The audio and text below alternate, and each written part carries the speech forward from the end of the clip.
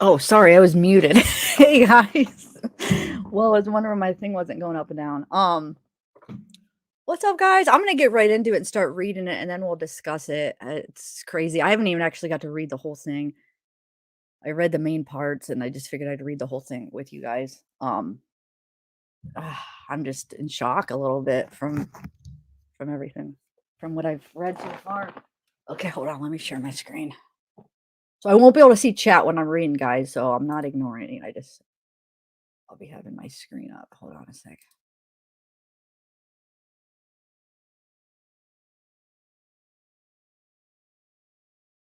All right.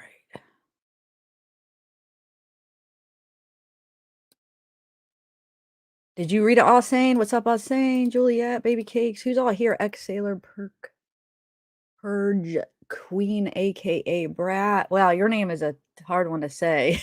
Hey, Dodie. Okay. Have you read it, all saying? Oh, so you have already read it, obviously, from your reaction. Huh. Okay. Hey, Anna. Hey, Peyton. Hey, J Dub. Hey, serial killer. All right, I'm gonna get into it now. Oh, Lone Ranger. Is that the Lone Ranger from the Dylan Rounds case? Hey, Joe. Tennessee. Wait, are you the Lone Ranger from the original Lone Ranger? Huh. I just know, are you the one that we used to talk? Yeah, okay, what's up? I feel like I haven't seen you in a minute. How are you? You helped me with the Dylan Rounds case. It's nice to see you. Okay, I'm gonna get into this now and then we'll chat. Um, I just keep seeing new people I want to say hi to. Hey, Amanda. Okay. Let me get the things up. Okay, here we go. All right.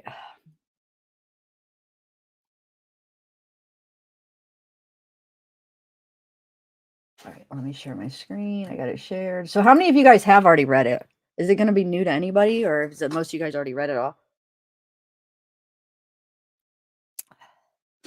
Well, I'll be reading it right now, Sage, and then I could send it to you if you want. I'm going to read it out loud, and then if anybody wants it, yeah, I could send it. Just give me your email. Okay. I'm not going to be able to do it right now. It'll have to be after the live, though, right when I can send it to you, if that's okay. Okay. So let's read it here. So below, gosh, my mom, you could hear that somebody keeps going in and out. Hopefully that beeping is not going to bother you guys. Okay. It says the below information is provided by Brett Payne, who is a duly appointed, a qualified, and acting peace officer within the county of Latah, state of Idaho. Brett Payne is employed by Moscow Police Department in the official capacity or position of corporal and has been a trained and qualified peace officer for approximately 4 years. CPL Payne is being assisted by members of the Idaho State Police and agents of the Federal Bureau of Investigation.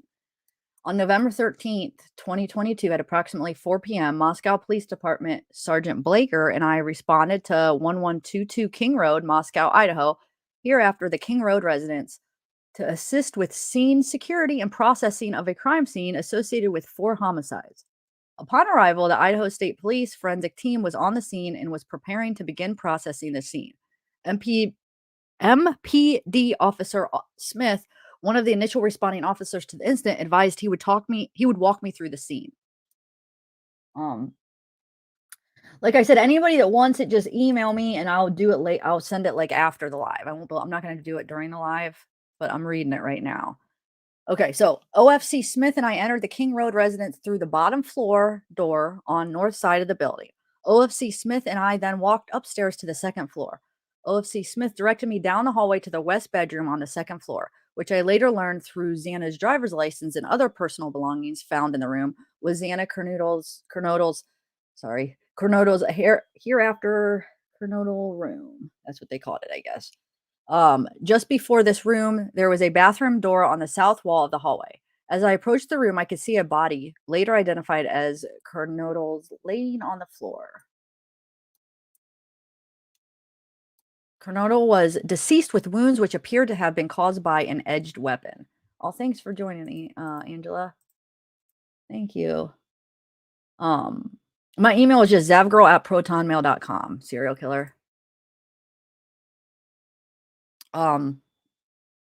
Also in the room was a male later identified as Ethan Chapin, hereafter Chapin.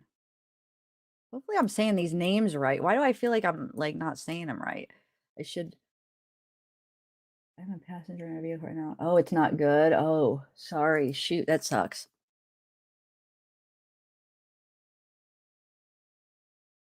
Also in the room was a male later identified as Ethan, hereafter Chapin. Chapin was also deceased with wounds later determined. Autopsy reported by Spokane. Hold on. Hopefully it'll. Um, County medical examiner dated December 15th, but to be caused by a sharp force injuries. I then followed OFC Smith upstairs to the third floor of the residence. The third floor consisted of 2 bedrooms and 1 bathroom. The bedroom on the west side of the floor was later determined to be Kaylee Gonzalez, hereafter Gonzalez's room. I later learned from review of Officer Nunez body camera. There was a dog in the room when Moscow police officers initially responded. The dog belonged to Gonzalez and her ex-boyfriend Jack. Um, I found out from my interview with Jack on November 13th that he and Gonzalez shared the dog. OFC Smith then pointed out a small bathroom on the east side of the third floor. This bathroom shared a wall with Madison Mogan's, hereafter Mogan bedroom, which was situated on the southeast corner of the third floor. Um, okay, so they're just describing the scene right now. So the dog, I get. So when the officers got there, the dog was in the bedroom. But let's see. As I entered this bedroom, I could see 2 females in the single bed in the room. Both Gonzalez and Mogan were deceased with visible stab wounds. I also later noticed what appeared to be a tan leather knife sheath laying on the bed next to Mogan's right side. When viewed from the door, the sheath was later processed and had Kabar USMC and the United States Marine Corps Eagle Globe, an anchor insignia stamped on the outside of it. The Idaho State Lab later located a single source of male DNA, suspect profile, left on the bottom snap of the knife sheath. A part of the investigation, numerous interviews were conducted by Moscow Police Department officers, Idaho State Police detectives, and FBI agents. 2 of the interviews included BF and DM. Both BF and DM were inside the King Road residence at the time of the homicide. So that's the 2, Bethany and Dylan, the 2 roommates. So those were the interviews. Were inside the King residence at the time of the homicides and were roommates to the victims of. Bethany's bedroom was located on the east side of the first floor of the King Road residence. So it's saying at the time of the homicides and were roommates to the victims. Bethany's bedroom was located on the east side of the first floor of the King Road residence. Okay, I just wanted to repeat that just in case that got confusing. Okay. Based on numerous interviews conducted by MPD officers, ISP detectives, and FBI agents, as well as my review of evidence, I have learned the following. On the evening of November 12th, 2022, Chapin and Kernodle are seen by Bethany at the Sigma Chi House on the University of Idaho campus at 73 matter of the address drive from approximately 9 p.m. on November 12th to 1:45 a.m. on November 13th. So Bethany was at that little party on the campus. Okay, at the fraternity. So Bethany also estimated that approximately 1:45 a.m., Ethan and Xana returned to the King Road residence. Bethany also stated that Ethan did not live in the King Road residence, but was a guest of Xana. I'm just using their first names. I don't know. It's easier. Um,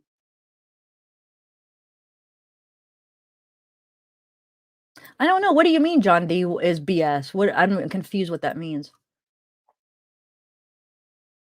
Okay. So, Kaylee and Maddie were at a local bar, the Corner Club at 202 North Main Street in Moscow. Kaylee and Maddie can be seen on a video footage provided by the Corner Club between 10 p.m. on November 12th and 1:30 a.m. on November 13th. At approximately 1:30 a.m., Kaylee and Maddie can be seen on video at a local food vendor called the Grub Truck. But that's not even true. They have their times a little bit off because remember the video. I don't know. It's probably just a little typo because the video they didn't get there till like 1:45. I thought, right? 'Cause the video, that one video from the corner bar, that was at, like, 1:32, I think. It was after 1:30. Anyway, oh, well, not that big of a deal, I guess. So the local food called the Grub Truck at 318 South Main Street in downtown Moscow. The Grub Truck live streams video from their food truck on the streaming platform Twitch, which is available for public viewing on their website. This video is captured by law enforcement. A private party reported that he provided a ride to Maddie and Kaylee at approximately 1:56 a.m. from downtown Moscow in front of the Grub Truck to the King Road residence. So Dylan and Bethany both made statements during the interviews that indicated the occupants of the King Road residence were at home by 2 a.m. and asleep or at least in their rooms by approximately 4 a.m.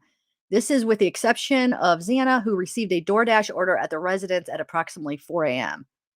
Law enforcement identified the DoorDash delivery driver who reported this information.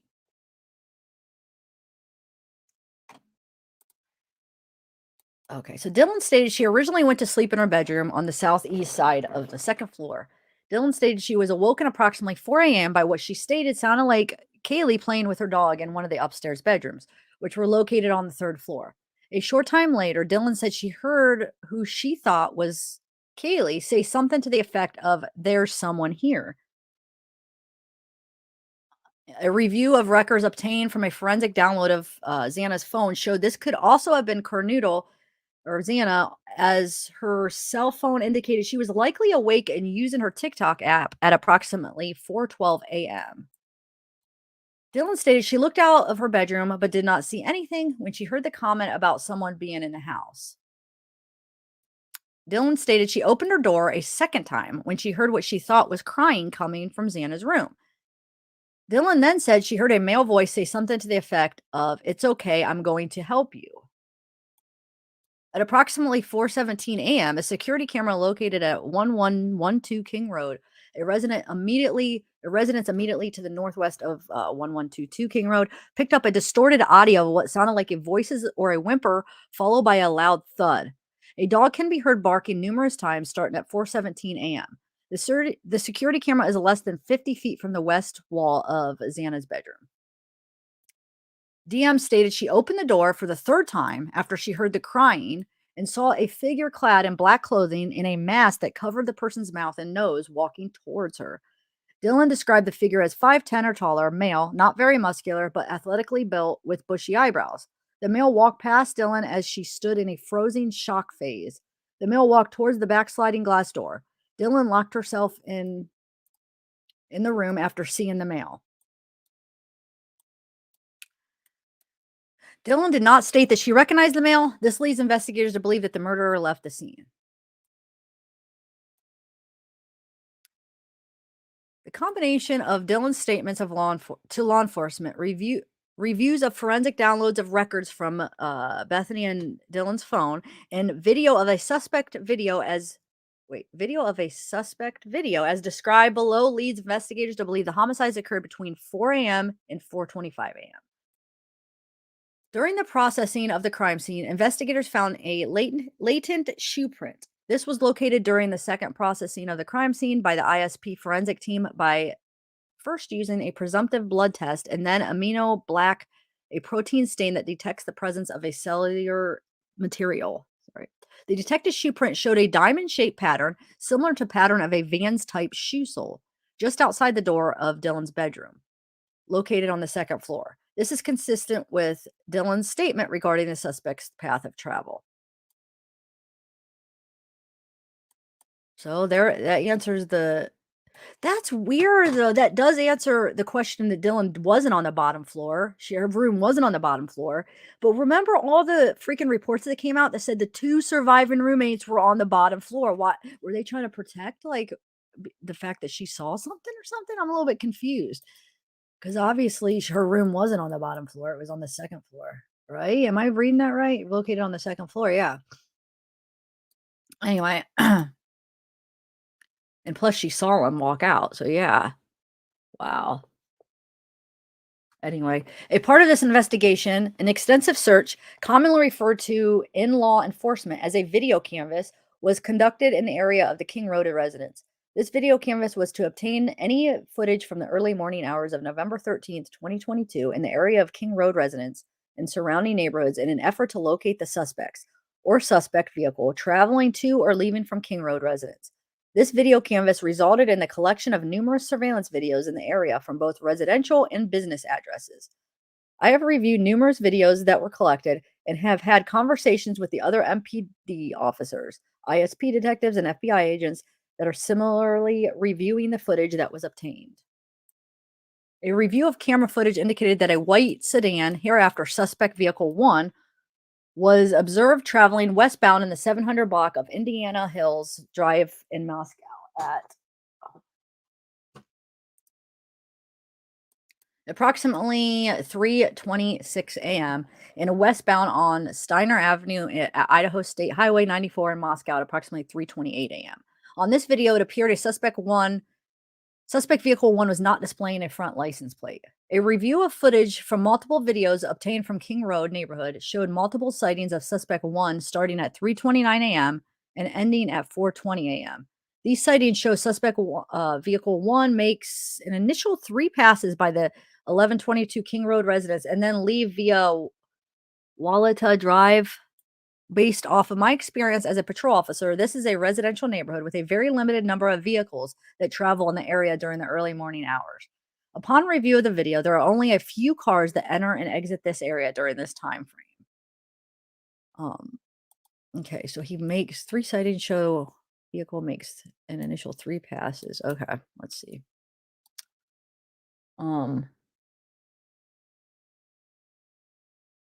Suspect vehicle 1 can be seen entering the area a fourth time at approximately 4:04 a.m. It can be seen driving eastbound on King Road, stopping and turning around in front of 500 Queen Road, number 52, and then driving back westbound on King Road. When suspect vehicle 1 is in front of the King Road residence, it appeared unsuccessfully attempt to park or turn around in the road. The vehicle then continued to the intersection of Queen Road and King Road, where it can be seen completing a 3-point turn and then driving eastbound again down Queen Road. Suspect vehicle 1 is next seen departing the area of the King Road residence at approximately 4:20 a.m. at a high rate of speed.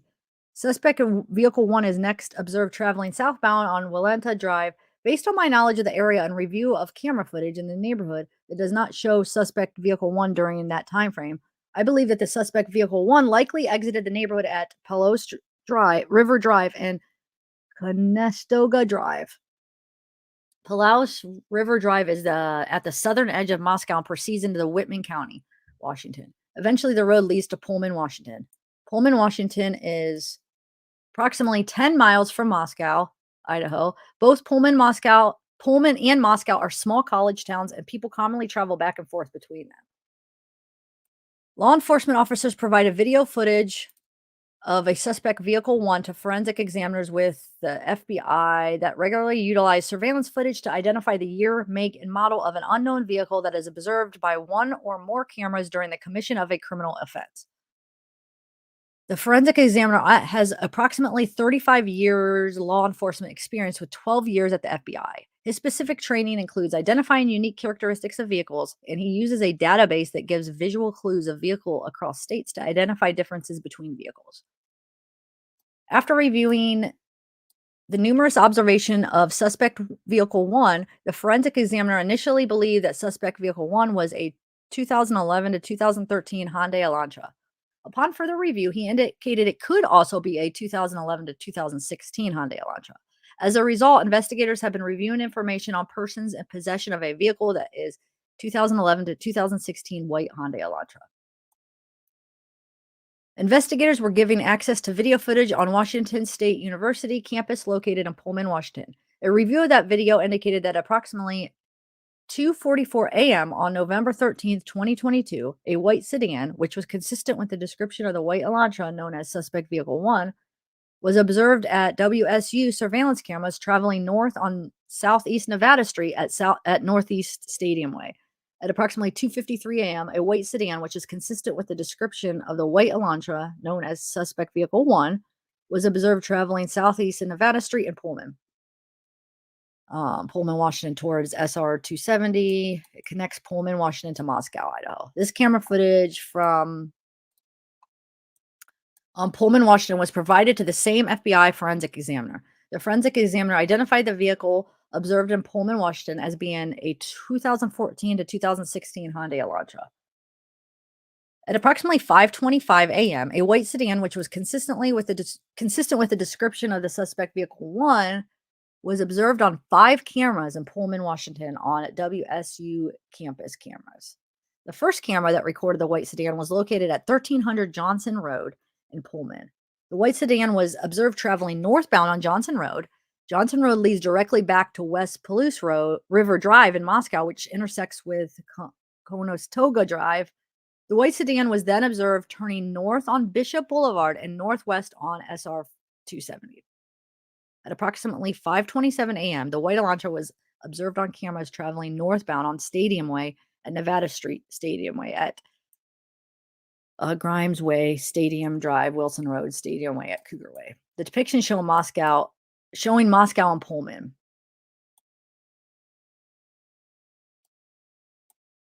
Depiction showing the white Elantra path of travel. Oh, it's not.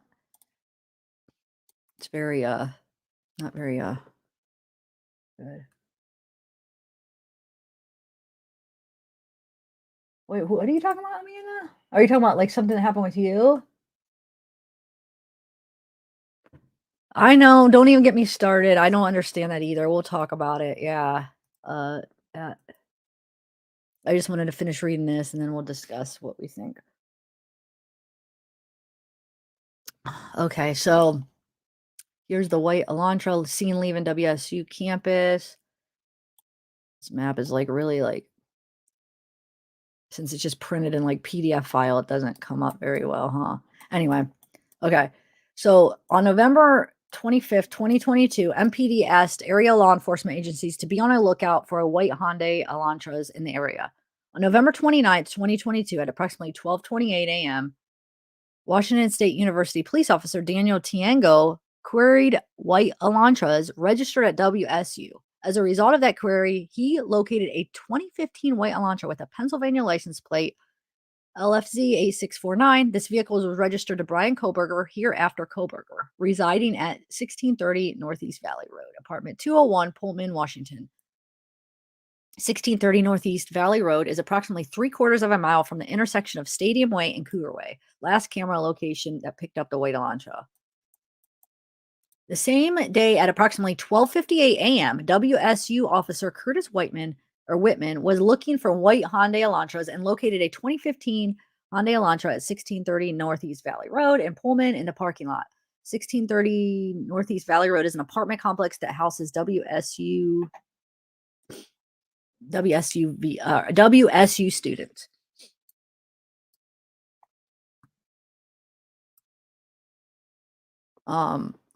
Officer Whitman also ran the car and it returned to Kohberger with a Washington tag. I reviewed Kohberger's Washington State driver's license information and photograph. The license indicates that Kohberger is a white male with a height of 6 foot and weighs 185 pounds. Additionally, the photograph of Kohberger shows that he has bushy eyebrows. Kohberger's physical description is consistent with the description of the male that Dylan saw inside King Road residence on November 13th. Further investigation, including a review of Latah County Sheriff's Deputy CPL Duke's body cam and report, show that on August 21st, 2022, Kohberger was detained as a part of a traffic stop that occurred in Moscow, Idaho. At the time, Kohberger, who is the sole occupant, was driving a white 2015 Hyundai Elantra with Pennsylvania plate LFC 8649, which was set to expire on November 30th, 2022. During that stop, which was recorded via law enforcement body camera, Kohberger provided his phone number as blah, blah, blah. Hereafter, the 8458 phone as his cell phone number. Investigators conducted electronic database queries and learned that the 8458 phone is a number issued by AT&T. By October 14th, 2022, Bryan Kohberger was detained as part of a traffic stop by a WSU police officer.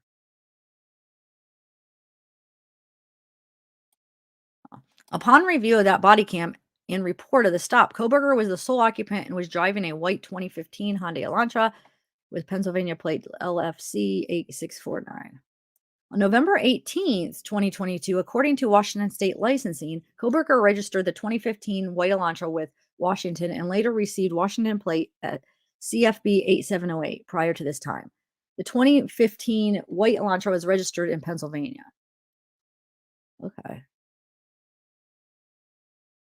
So, wow, in November 18th, wait, white Elantra was later, okay, which does not require a front license plate. Ah. So it was registered in Pennsylvania, which does not require a front license plate to be displayed. This was learned through communications with Pennsylvania officer who is currently certified in the state of Pennsylvania. Huh, okay. So, based on my own experience and communication with Washington law enforcement, I know that Idaho and Washington require front and back license plates to be displayed. Investigators believe that Kohberger is still driving the 2015 white Elantra because his vehicle was captured on December 13th, 2022 by a license plate reader in Loma, Colorado. Information provided by a query to a database. Kohberger's Elantra was then queried. So December 13th, wow, like a month. Oh, that's when he was driving through. That's right, never mind. 2022 by law enforcement in Hancock County, Indiana on December 16th, 2022, approximately 2:26. Surveillance video showed Kohberger's Elantra in Albrightsville, Pennsylvania. The sole occupant of the vehicle was a white male whose description was consistent with Kohberger. Kohberger has family in Albrightsville, Pennsylvania, learned through a TLO search and locate tool database.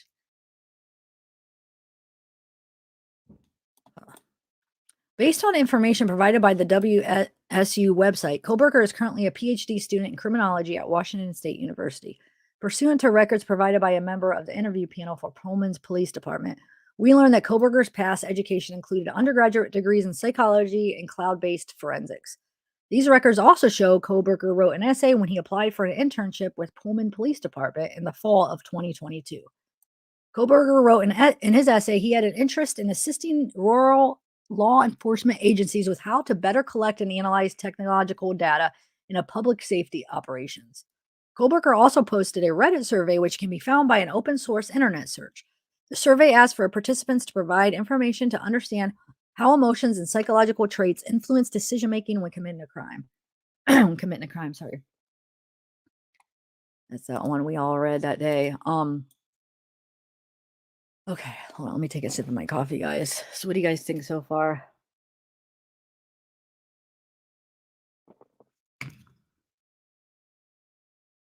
I'm a little bit confused though about the. Hold on. Let me see something real quick while I'm just taking a minute.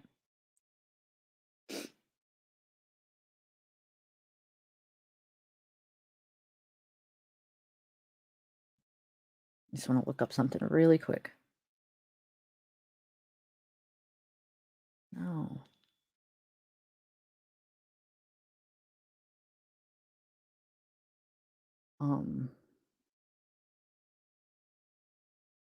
Yeah, I guess that would make sense. Okay. Where am I at? Okay. November 13th, 2022, between 3 a.m. and 5 a.m., after determining that Kohberger was associated to both the 2015 Whale Elantra and the 8458 phone, investigators reviewed these search warrant returns. A query of 8458 phone and these returns did not show the 8458 phone utilizing cell tower resources in close proximity to the King Road residence between 3 a.m. and 5 a.m. Based on my training experience and conversations with law enforcement officers that specialize in the utilization of cell phone records as a part of investigations, individuals can either leave their cell phone at a different location before committing a crime or turn their cell phone off prior to going to a location to commit a crime. This is done by subjects in an effort to avoid alerting law enforcement that a cell device associated with them was in the particular area where a crime is committed. I also know that on numerous occasions, subjects will surveil an area where they intend to commit a crime prior to the date of the crime. Depending on the circumstances, this could be done a few days before or several months prior to the commission of a crime. During these types of surveillance, it is possible that an individual would not leave their cell phone at a separate location or turn it off since they do not plan to commit the offense on the particular day. Very smart. On December 23rd, 2022, I applied for and was granted a search warrant for historical phone records between November 12th, 2022 at 12 a.m. and November 14th at 12 a.m. for 8458 phone held by the AT&T provider. Phone provider AT&T. Read that backwards, sorry. Approximately 24 hours preceding and following the times of the homicide. On December 23rd, pursuant to the search warrant, I received records for the 8458 phone from AT&T. These records indicated that 8458 phone is subscribed to Bryan Kohberger at an address at Albrightsville, Pennsylvania, and the account has been open since June 23rd, 2022. These records also included historical cell site location information for 8458 phone. After receiving this information, I consulted with an FBI special agent that is certified as a member of the Cell Analysis Survey Team, CAST. Okay. Members of CAST are certified with the FBI to provide expert testimony in the field of historical CSLI and are required to pass extensive training that includes both written and practical examinations prior to be certified with CAST, as well as completion of yearly certification requirements. Additionally, the FBI, CAST, SA, and I consulted with has over 15 years of federal law enforcement experience, which includes 6 years with the FBI. From information provided by CAST, I was able to determine estimated locations for the 8458 phone from November 12th, 2022 to November 13th, 2022, the time period authorized by the court. On November 13th, 2022, at approximately 2:42 a.m., the 8458 phone was utilizing cell resources that provide coverage to 1630 Northeast Valley Road, apartments G201, Pullman, Washington. Here after the Kohberger residence, at approximately 2:47 a.m., the 8458 phone utilized cell resources that provided coverage southeast of Kohberger's residence, consistent with the 8458 phone leaving the Kohberger residence and traveling south through Pullman, Washington.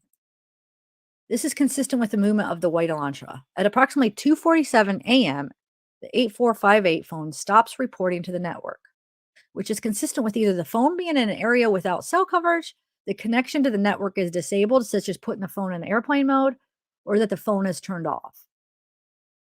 The 8458 phone does not report to the network again until approximately 4:48 a.m., at which time it utilized cell resources that provide coverage to Idaho State Highway 95 south of Moscow, Idaho, near Blaine, Idaho, north of Genesee, between 4:50 a.m. and 5:26 a.m. The phone utilizes cell resources that are consistent with 8458 phone traveling south on Idaho State Highway 95 to Genesee, Idaho, then traveling west towards Uniontown, Idaho, and then north back into Pullman.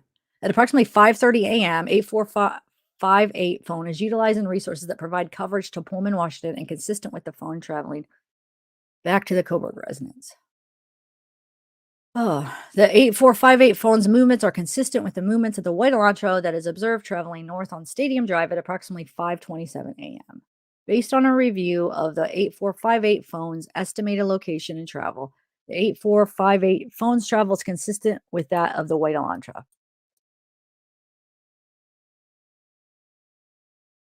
Further review indicated that the 8458 phone utilized cell resources November 13th that are consistent with the 8458 phone leaving the area of the Kohberger residence at approximately 9 a.m. and traveling to Moscow, Idaho.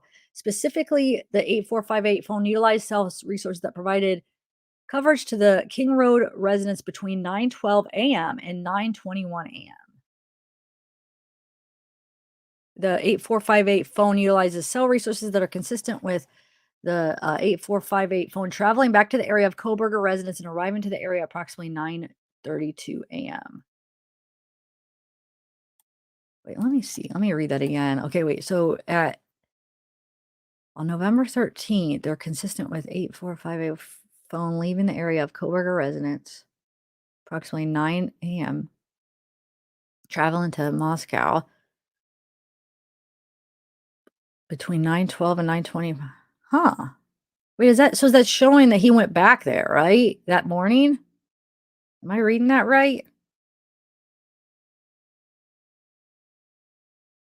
Specifically, 8458 utilized cell resources that would provide coverage to the King Road residents between 9:12 a.m. and 9:21 a.m. The phone utilized cell resources that are consistent with 845 traveling back to the area of the Kohberger residents and arriving to that area approximately 9:32. Oh, okay, never mind.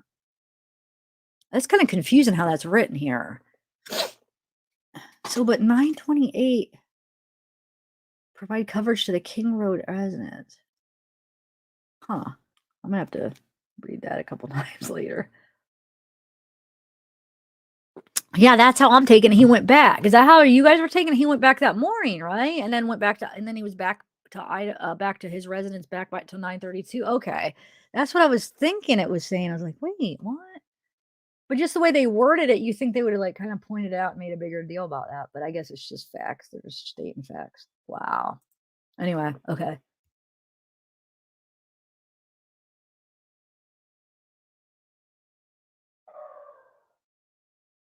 Wait, what are you saying, John Doe? What do you mean? I know they did great, you guys. I know sometimes we doubt law enforcement because we see like some cases where they screw up, but sometimes they do a really good job, and I feel like they were on it for this one. Probably more times they do good. Well, I don't know statistically how many times they do good or not. Like how many times they screw up on cases and not, but they did good on this one. Wow. So here's the route, the possible route based off a cell device location. So yeah, he definitely didn't take like a straight. Wow. What? It's like, oh, okay. Hold on, let me take another sip of my coffee. Oh, they are Juicy Jew? Hold on a second. Hold on. Wait, what page are we on? Oh, we're on the page with the map.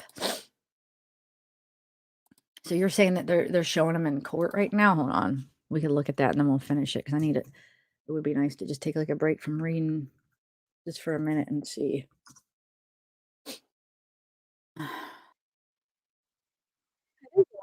Okay.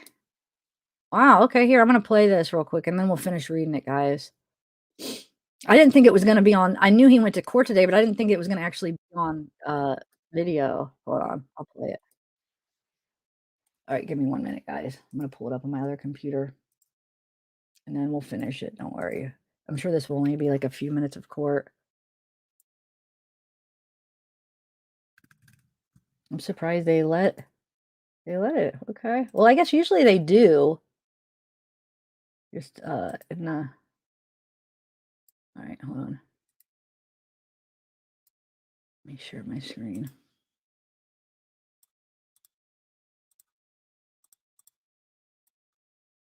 Okay. All right, we're gonna do it.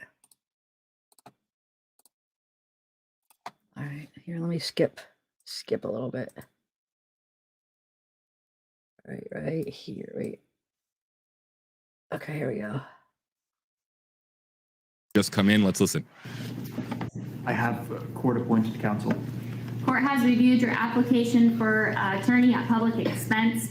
I do find that you are indigent and do qualify for court-appointed counsel. I will appoint Ms. Taylor to represent you in this case. Ms. Preliminary hearing and setting this matter. Your Honor, I have, we would ask the court to set the status hearing in a week or two to make a final determination. Okay. And Mr. Thompson, Ms. Jennings are in agreement with that. That's fine with the state, Your Honor.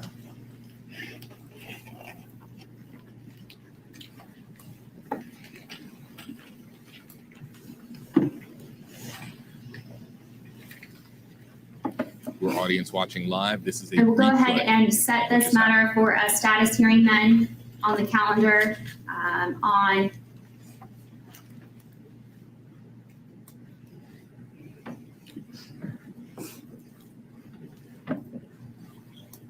January 12th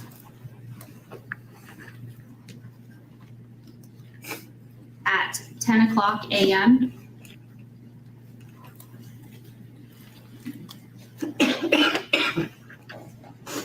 We will make sure notice is sent. And then, Ms. Taylor, do you wish to argue bail at this time? Your Honor, I would like to ask the court to consider setting a bond. Mr. Kohberger right now is on a no bond hold, but it's a limited request as I don't have enough information. We are new to the case. We haven't reviewed very much in the way of information about the case, and we have just done our own work on the case. But we would want the court to know that Mr. Kohberger has a good family that stands behind him. And Mr. Thompson? The state's position is that Mr. Kohberger is not entitled to bond in this case. He can take charges, as is noted on the arrest warrant itself.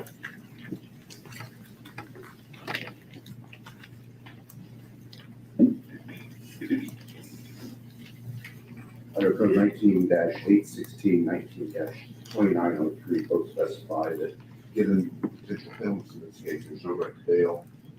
Defendant was arrested 3,000 miles away across the country, where his family is. We ask that he remain in custody.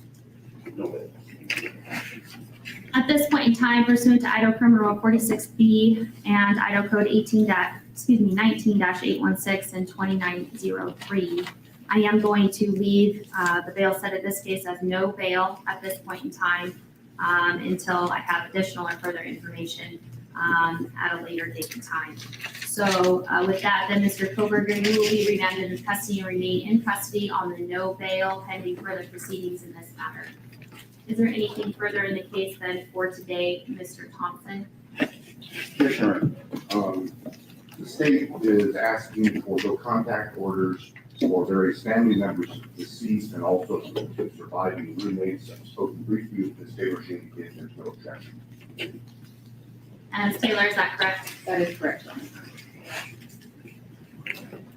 So I will go ahead and issue those no contact orders. So I do have a no contact order then for the named individual of Dylan Mortensen, Bethany Funk, as well as the family members and Mr. Chapin, the family members of Ms. Kernodle,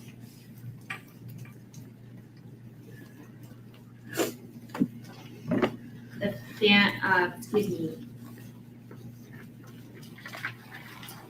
Yes, Mr. and Ms. Laramie, Mr. Mogan, Ms. Cheeley, and then a number of members of the Gonsalves family. Those specific names will certainly be provided to you, Mr. Kohberger, by way of being provided notice of these documents. You'll get a copy of these no contact orders. What you do need to be advised of and what will be in this no contact order is you are prohibited from having any contact with them whatsoever. You cannot contact them through a third person in writing or by any electronic means. You cannot Facebook, Snapchat, Twitter, Instagram, use the phone to communicate with them or otherwise any form of communication in direct or indirectly with them. You cannot engage in any conduct that would harass, stalk, threaten, use, attempt to use, or threaten to use any physical force or violence upon them or place them in reasonable fear of bodily injury.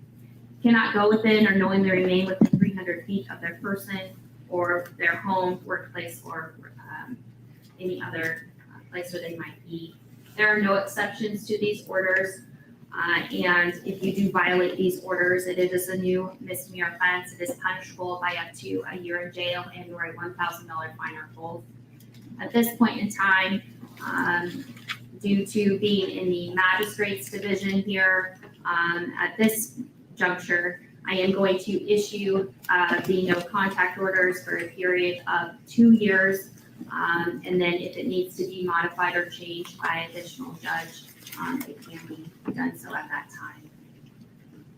Is there anything further, Mr. Thompson? No, Your Honor.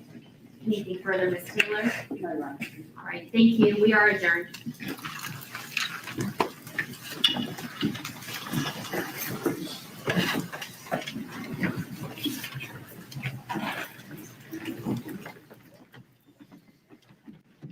Idaho murder suspect Bryan Kohberger with his very first court appearance. This was played back on a replay due to Idaho court policy that you cannot have a live feed come out of the courtroom, but cameras, good news, of course, that cameras are permitted inside, and that was able to be refed back to us via satellite. So we were able to tap into that here in the Stream Center and go to that feed. Okay, cool. We're learning more now, Josh, about the fact that there's going to be no bail for. It appears the attorney asked for it. You wouldn't, man. There's usually not bail for the It murder. sounds like obviously can't have any contact with any of the victims' families. I guess within. And it sounded like the next status hearing will be in. I guess that's not always the case. Remember that one case where he ended up killing himself? He got bail and then ended up doing what was his name?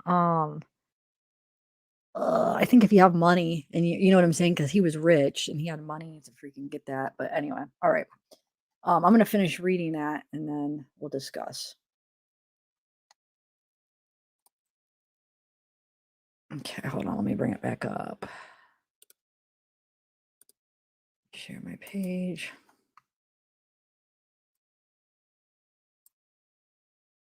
Okay.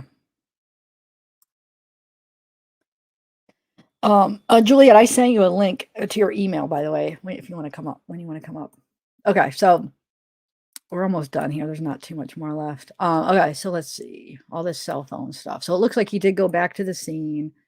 Investigators found that 8458 phone did connect to a cell phone tower that provides service to Moscow on November 14th, but investigators do not believe the 8458 phone was in Moscow on that date. The 8458 phone has not connected to any towers that provide service to Moscow since that date. So the next day. So November. So that would have been like the day after November 14th, right? Like, because November 13th, that morning, that would have been technically the day after, but November 14th would have been the full day after. Yeah. Okay. Oh yeah, I've seen that. You guys, I saw that like right after that first day. People sent me the movie because his sister's an actor or actress, but I chose not to share this stuff because I'm like, you know what? She's not even involved. You could watch the trailers of her movies and she's in like 2 movies and stuff, but I don't know. I just chose not to share it, but yeah, it's out there if you guys, she's played in a couple movies, his sister. Okay. Anyway, all right, let's continue here. Where are we at? The investigators. Yeah, so he hasn't looked. He hasn't really came back since that next morning. It looks like since that date. Based on my training experience and facts of the investigation thus far, I believe that Kohberger, the user of the 8458 phone, was likely the driver of the white Elantra that is observed departing Pullman, Washington, and that this vehicle is likely suspect vehicle 1. Additionally, the route of travel of the 8458 phone during the early morning hours of November 13th, 2022, and the lack of the 8458 phone reporting to AT&T between 2:47 a.m. and 4:48 a.m. is consistent with Kohberger attempting to conceal his location during the quadruple homicide that occurred at the King Road residence. On December 23rd, 2022, I was granted a search warrant for Kohberger's historical. Wait, hold on a second. Okay, never mind. Sorry. Okay. Where am I at? Sorry. I was granted a search warrant for Kohberger's historical CSLI from June 23rd, 2022 to current prospective location information and a pen register trap and trace on the 8458 phone to aid in efforts to determine if Kohberger stalked any of the victims, in this case, prior to the offense. Conducted surveillance on the King Road residence was in did he conduct surveillance on the King Road residence, was in contact with any of the victims, associates before or after the alleged offense, any locations that may contain evidence of the murders that occurred on November 13th, 2022, the location of the white Elantra registered to Kohberger, as well as the location of Kohberger. On December 23rd, 2022, pursuant to that search warrant, I received historical records for the 8458 phone from AT&T from the time the account was opened in June 2022. After consulting with Cast SA, I was able to determine estimated locations for the 8458 phone from June 2022 to present, the time period authorized by the court. The records for the 8458 phone show the 8458 phone utilizing cell resources that provide coverage to the area of 1122 King Road on at least 12 occasions prior to November 13th, 2022. All of these occasions, except for the one, occurred in the late evening and early morning hours of their respective days. So basically, he was in that area 12 times prior to, so he was stalking out the house, whether he was specifically focused on one person or the house in general. Late evening, early morning hours of the respective days. Okay. One of these occasions on August 21st, 2022, the 8458 phone utilized cell resources providing coverage to the King Road residents for approximately 10:34 p.m. to 11:35 p.m. At approximately 11:37, Kohberger was stopped by Latah County Sheriff's Deputy CPL Duke, as mentioned above. The 8548 phone was utilizing cell resources consistent with the location of the traffic stop during this time.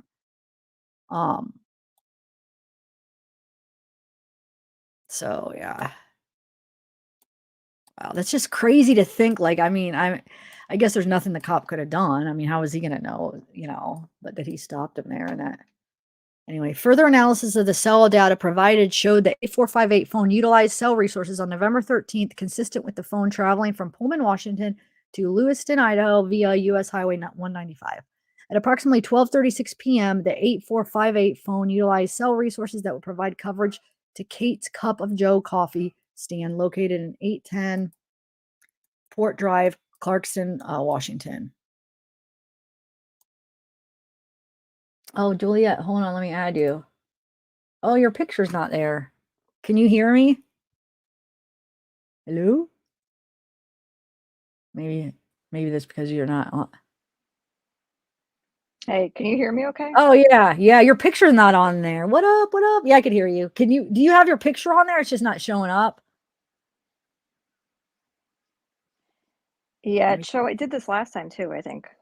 It's showing It on did, my but not end. on StreamYard. It showed up on StreamYard. It just didn't show up on YouTube. It's not even showing up on StreamYard. That's why I'm asking. Oh. Well, Yes. you've all seen my ugly mug. No, it's not ugly. It's cute. But can you? My I think internet you're is on a. not I think you're on great. a delay. I could tell you're delayed. Huh? Yeah, Oh hang well, we'll on. try. You finish reading that. I'm gonna go and Okay. try again. Okay. Come back in, yeah, because it's definitely delayed. Okay. Here, let me remove. There you go. Come back in. Like leave the whole. Leave from backstage too. You're still backstage. I would leave studio and come back because you're still backstage, but you're not going to be able to fix the problem. I don't want to kick you. I guess I could kick you from studio. I'm going to kick you from studio and then come back in. Okay. All right, let's finish this and then we'll chat. We're almost done, guys. Okay, so when is he at Cup of Joe? He's at Cup of Joe. Hold on. I just want to see. November 13th. Okay, so approximately 12:36. He was at Kate's Cup of Joe stand located. So this was that next day, that next afternoon in Washington. Surveillance footage from the U.S. Chef's store. Huh. Oh, just the surveillance footage from the U.S. Chef's store located at 820 Port Drive, Clarkston, Washington, and adjacent to Kate's Cup of Joe showed a white Elantra consistent with suspect vehicle 1. Drive past Kate's Cup of Joe at the time consistent with the cell data. Oh, he just driving past. Okay, never mind. At approximately 12, right? Hold on. I just want to see if he actually got. I don't know. Anyway. Let's see where we at now. At approximately 12:46 p.m. at the 8458 phone then utilized cell data in the area of the Albertsons grocery store at 400 Bridge Street in Clarkston, Washington. Surveillance footage obtained from the Albertsons showed Kohberger exit the white Elantra consistent with suspect vehicle 1 at approximately 12:49 p.m. Interior surveillance cameras showed Kohberger's walk through the store, purchase unknown items at the checkout, and leave at approximately 1:04 p.m. Kohberger's possible path of travel is depicted below. I wonder if they ever figured out what did he buy. I would like to know what the heck he bought that next, because that would have been the next day. Like, what was he buying at the store? Huh. Interesting. Additional analysis of records for 8458 phone indicated that between approximately 5:32 p.m.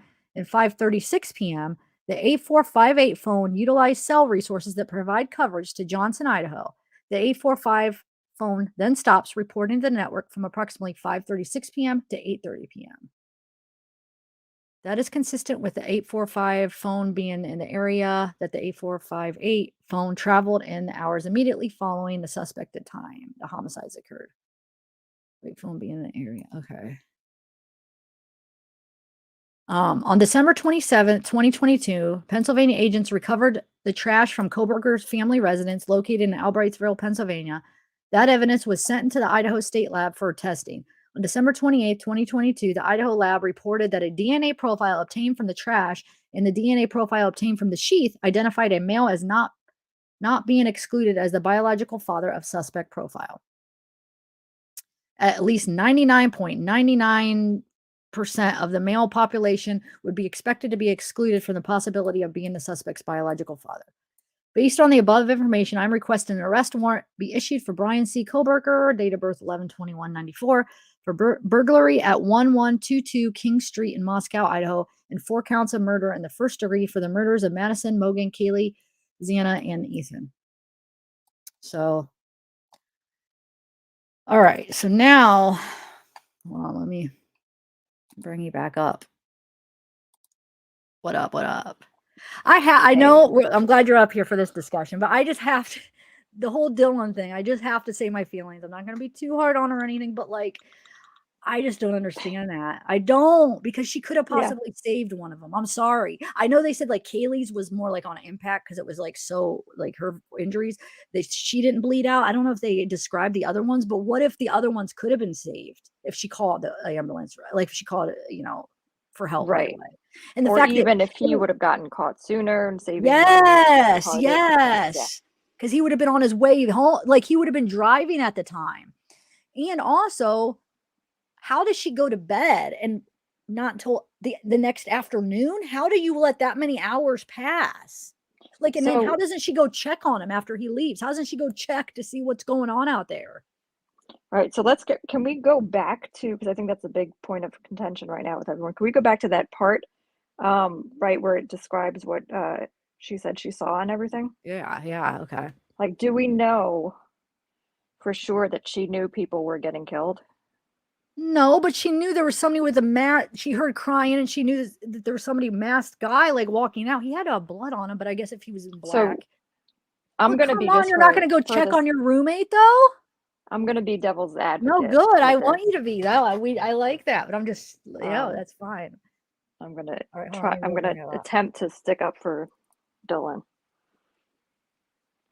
I'm saying maybe there was something else going on. I could say I'm willing to be open to that. But right now, as the way it looks looks very weird that she didn't at least just call.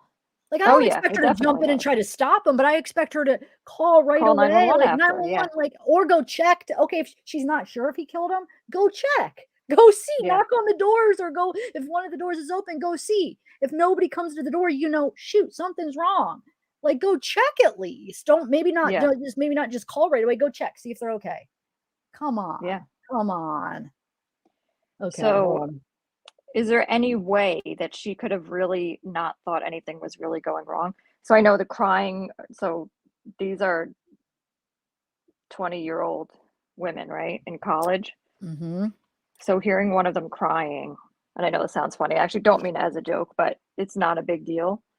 But seeing a masked man walk out is a big deal. That's what I'm trying to figure out exactly what. So crying, I think, is out. If she's hearing Xana crying, I would not say that means anything.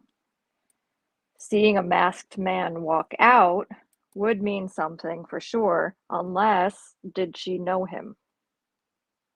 No, she said she didn't. She said, look, she said she didn't recognize him. Yes, they asked. She'd never seen him before. Watch.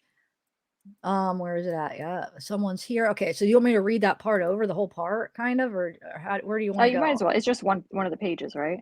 Yeah. No, it's probably like 1.5.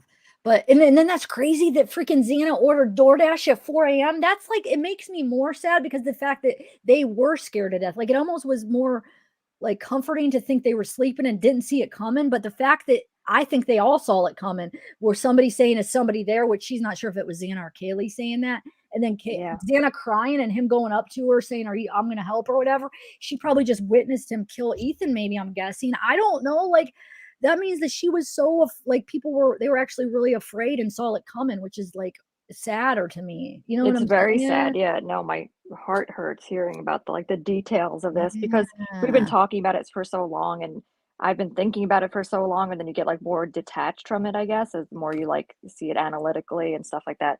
But then reading this morning was definitely like, oof, like Yeah.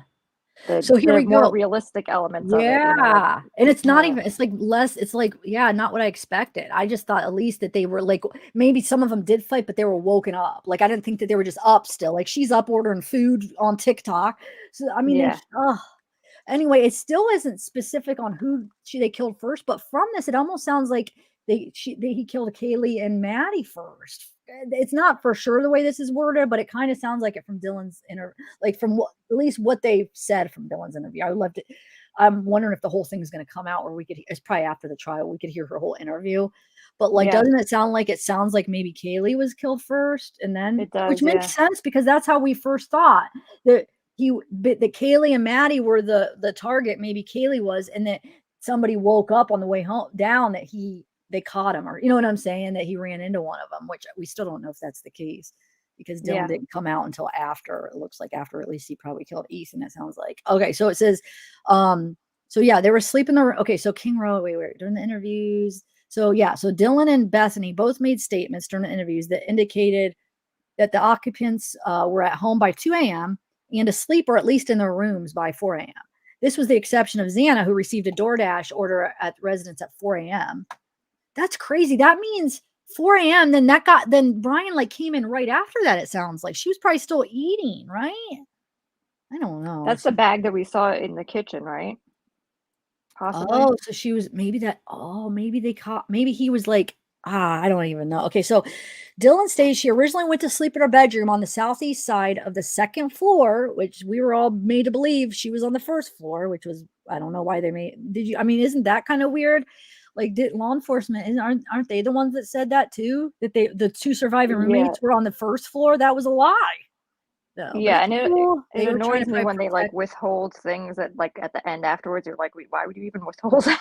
Yeah, like Like that the doesn't make important stuff, yes, sense. withhold it Well, 100%. maybe But they're trying sometimes to it's like, keep the fact that she saw him. Like, you know what I'm saying? But still, they could but have even still still, said she was on the second and she didn't see him and she was and her sleeping. door was locked, yeah, or something. I don't know. It's so Yeah. weird. But yeah, But so okay, so she stated that she was awoken at approximately 4 a.m. So that means the DoorDash came at 4, yet she was awoken by 4, where somebody's saying somebody's here. So was that the DoorDash that was there? You know what I'm saying? It's confusing. So, but what she's she saying, says a little. So look, it's at 4 a.m. But what sounded like Goncalves playing with her dog in one of the upstairs bedrooms. She's looking at her for a short time later. DM said she heard. oh, okay, sorry. So we don't know what short time later Yeah, means, that's true. So which it is probably also was. annoying. Wonder if that's what left the door open. Like this DoorDash, they didn't. Well, I don't know if they even locked the door normally. Never mind. Or there's okay. So it says there's someone here. So, but Wait, then so it says 4 the a.m. review. she's woken up, sounds like playing with the dog. Short time later, she heard who she thought was Goncalves say something to the effect of "There's someone here." Review. So it says it could have been, but it says from forensic download of Xana's phone, it could have been her because it She was showed that awake she was still. up on her cell phone playing on TikTok. But I mean, I don't know. I would probably take her account more because she would probably know the voices and the direction of it coming, right? I don't know. And it said 4 a.m. for the DoorDash. Yeah, 4 a.m. because they talked to the driver. Yeah. All So right, she and then got it. DM said that she was awoken at approximately 4 a.m. So that could be like 4:10, 4:15 for all we know. But maybe she was awoken by like, I don't know. Yeah, who knows? But then it's okay. I'm glad you pointed out where it says a short time later. I missed that. So a short time later, there's someone here. Okay. A review of the records indicated From a forensic download of Xana's phone showed that this could have also been Xana, as her cell phone indicated that she was awake using TikTok. So we don't know if that was Xana or saying someone's here. I'm still thinking it was. I'm going to trust what Dylan said more and think it was Kaylee for some reason. I don't know. You know what I'm saying? It sounded like she said she thought it was Kaylee, but by the records, they're thinking maybe it was Xana because she was up on TikTok. I don't know. So that's at 4:12 a.m. Okay. And she just got food at 4. So obviously she's still up. She ate. Now she's on TikTok. Okay. So here we go. Do you want to, you could read that part if you want, or. DM stated she looked out of her bedroom but did not see anything when she heard the comment about someone being in the house. DM stated she opened her door a second time when she heard what she thought was crying coming from Kernodle's room. DM then said she heard a male voice say something to the effect of, "It's okay, I'm going to help you." So Approximately 4:17 a.m. Okay, that's where he's leaving. Oh no, 4:17 a.m. picked up distorted audio of what sounded like voices or whimper followed by a loud thud. That's crazy that camera could hear I that. know. But wait, it was close when you hear the description of where it was. It was Yeah. like right, how close it was to I'm that thinking room. the thud is probably Ethan falling. I don't know why I got that in my head. Like that was probably Ethan going down. I don't know. I could be wrong, but Yeah, could be. that would make the loudest noise. You know what I'm saying? Because he was a big guy, so I feel like that could have been him. I don't know. Go This is ahead, though. interesting though. It says a dog can also be heard barking numerous times starting at 4:17. Why would the dog start barking at 4:17? And I It's want up to on the know, third floor. they said when they arrived on scene, the dog was in there. Was the dog really, why did they put in the report that the dog was in another room? And do you remember? They made it seem like the 'Cause dog wasn't even in that room. Well, yeah, he was in Kaylee's room. Kaylee was sleeping in Kaylee was No, found in but Maddie's didn't room. it say that he was in the room? Oh, did I misread it on this? I thought I read it on this that said the dog was actually in the room with the body. Did I misread that? I think so. Okay, Unless I'm sorry. wrong. Okay, I probably did then, because the report did say he was in a different room, but I Yeah. mean the original one. But we know that they lied about Dylan's room, so who knows? Okay, okay, where are we So at? that's interesting that it says that. So I'm trying to like separate what we know for sure versus what we don't know for sure. So like the sounds on the camera would have a timestamp on them. So like a dog could also be heard barking numerous times starting at 4:17 would be like legit because they would know it started at 4:17. And then her DoorDash order would be the correct time too, because that would be like clocked in her phone. But Dylan's could be off. Is that what you're saying? Right. Yeah. Okay. So you're thinking maybe it started at 4:17, but they have him leaving too, though. Like as far as his car, I guess, like at certain spots. What time do they have him leaving? Do we know? Did it say that? Not the actual house, but like where he's picked up in the first camera. I'll have to look when we get there. I don't know. This is later on. Well, but real quick, do you think that that's weird how they keep saying vehicle suspect one's vehicle or whatever? Why do they do it like that if there's only one suspect? Did they say suspect one or vehicle one? I thought they said vehicle of suspect one or something weird like that. I'll have to look, but it's just, I don't know. Okay, so are we done with this? Okay, dog could be heard barking numerous times. So, okay, let's write this down so when we get back. So 4:17 is when the dog barks, right? On the camera. Yeah. So there you go, guys. Everybody's like, why wouldn't the dog bark? It has to be something she knows. How do we even know the dog didn't bark? I mean, how did we know? Yeah. Like, why were people Remember that was assuming the bugging dog me out, didn't everything with the bark? dog. You know, because people were like, oh, people would hear it. No, they wouldn't. If you're used to it, because that dog, that house is probably in and out of people all the time. Like that dog probably barks all the time. So when you hear it, nobody's gonna be like, oh, that means something's going on. The dog's barking. Oh It's yeah, probably definitely. normal. You know? Okay, dog barking. I'm gonna write this down. Dog barking. So then when we get to, then we could bring up a map of where he was seen to see if he could have. I mean, we don't know, like, how quick did he commit these? I mean, maybe he did it quicker than you would think. Okay, he screwed up by leaving the sheath from the knife. Like that was like one of the biggest mistakes, because that's DNA right there. It doesn't sound like they had any DNA besides that, does it? No, I don't think so. If he wouldn't have left that, like, it doesn't seem like almost like an intentional thing to leave that, because that's a pretty big mistake. Maybe he did want to get caught. I don't know. But if he didn't, then he possibly could have had it would have been harder to convict him without DNA, you know? Okay, so, and if he wanted to get caught, then why was he so careful of not leaving any other DNA? He must have wore gloves and stuff, right?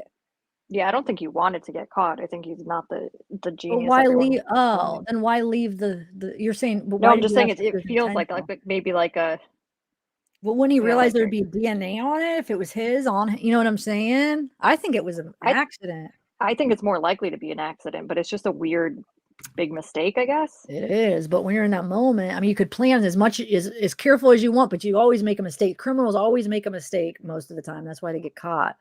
It's never a perfect crime, I feel like, which is good because Yeah. okay, so where are we at? So a person's mouth. Okay, so so this is where it says, okay, where she describes him. Okay, so she opened the door for the third time after she heard the crying and saw a figure clad in black clothing in a mask that covered the person's mouth and nose walking towards her.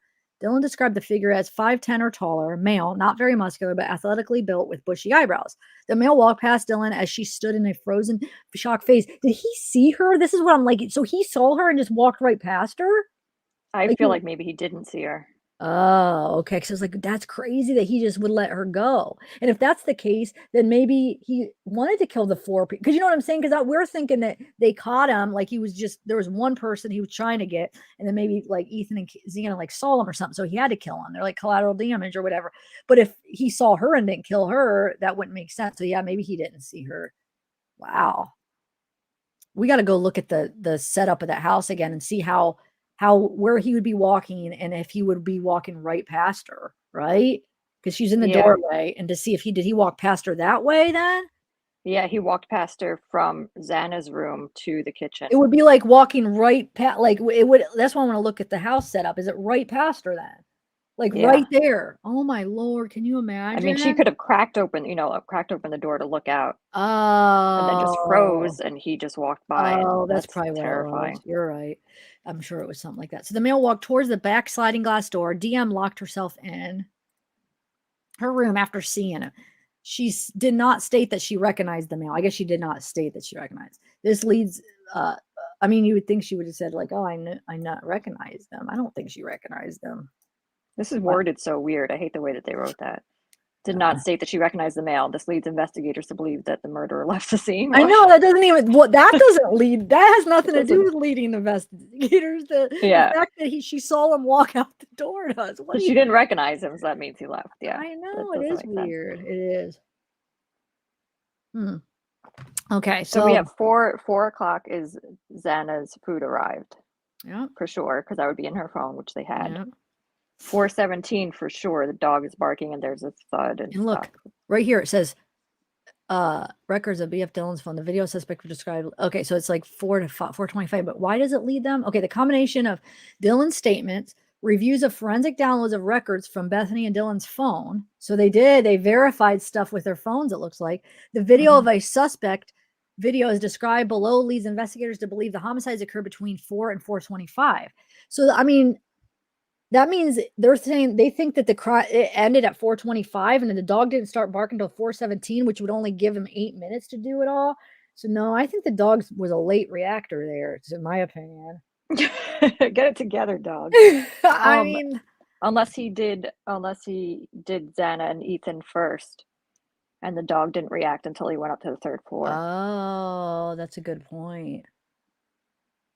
But then no, because then she wouldn't have seen him. Yeah, then the whole other stuff. But think about how that's worded though. It doesn't say specifically. I feel like it doesn't say the order when she heard. Like it doesn't say for sure that because they said she opened the door the 3rd time. So I think the 2nd time is when she heard. So he could have. I mean, we don't know how much time passed. So maybe she heard the 2nd time when she thought she heard Xana, and then the 3rd time when she opened the door, maybe it was after he already went upstairs, and you know what I'm saying? So it's very vague the way they word it. Like when you first read it, you do think, oh, that's the order it happened. But if you really like look into it, that's not necessarily true, to be honest. It's very vague. I would guess, but I don't think it's for sure the way that's worded. Yeah, or he could have even like popped back into Xana and Ethan's room to make sure that they weren't still alive, calling 911 or anything. Yeah, that's true. Before leaving, because it's on the same floor. But hold on, let me see if I'm remembering this right. Hold on. So 42. Okay, so she heard what she thought was someone saying someone there. Review the records. Okay, so at 4:12, Xana's on TikTok. Okay, so she looked out her bedroom, did not see anything when she heard a comment about someone being in the house. Okay, so she looked out that first time, but she doesn't know if it could have been Xana, but she said she thought it was Kaylee, right? Okay, and then she opened the door a second time when she heard what she thought was crying from Xana. Okay, and then she said she heard a male voice say to the effect, "It's okay, I'm going to help you." And then at 4:17, so we don't know if that's before or after because they're not given a time of when. Okay, hold on. Where's the third time? Okay, then she opened her door to the third time. So we don't know how much time passed between all this. So what I'm saying is, like, let's say the second time, maybe enough time passed where he did go up after. And what they did, you know what I'm saying? So I know reading it does sound like it's more like our original thing, but it still could be the other way around. I don't know. What do you think? You I think wish, it's yeah, I would need to I feel like I want to write it down. okay? So it said, "It's okay, I'm going to help you." See, I guess it would make a difference in if we knew for sure who said, or not that one. If we knew for sure about this one, if someone's there. No, I guess Kaylee could have said someone's there, and he could have still been downstairs on the second floor. Never mind, right? She could have just heard something. I don't know. That's the first. So the first thing she heard, where is it that she thought she heard Right Kaylee here. playing with the dog, which is what? Right here. She thought she heard her dog, which were located on the third floor. A short time later, she said she heard what she thought was Kaylee say something to the effect that there's someone here. But then they say a review of the records, it could have been actually Xana saying that. But Dylan's saying she thinks it was Kaylee. It's out, so I don't know. I feel like don't you feel like you would trust somebody that would know the person, know which direction the voice is coming from like experience of the house. So I keep I thinking would that she was definitely trust probably, her take on the I voice, but at the know. same time, there's someone here. Like it's such a short little statement. Someone could be like, "There's someone here." You know what I mean? That's true. Like that's I would mostly trust her that she would know the difference between the voices, but But she might have been like, "I think it was Kaylee." and I'm maybe not another sure. reason she thought is because she looked out her bedroom when she heard that, but didn't see anybody. So since Xana's room's right next to her, she might have figured that must have been coming. That could have been another reason why she was thinking, Yeah. because she looks out, doesn't see anything. So maybe let's say that was Kaylee. If that was indeed Kaylee saying that, and he was up there, then that would be like he did kill them first and then came downstairs. You know what I'm saying? Because it wasn't until the second time she opened the door where she heard him say, like, "It's okay, it's going to be okay," where it was, "I'm going to help you," where that was coming from Xana's room. So I think that's why we keep thinking that that's the order, right? Wait, scroll up a tiny bit for a second. Oh, my thing is still late. I always forget. Okay, hang on 1 second. Here, I'll make it bigger. Can you read it? Sorry. A review of records obtained from a forensic download of Kernodle's phone showed this could also have been Kernodle. That makes me sound like they feel like it was I know. Kernodle who said it.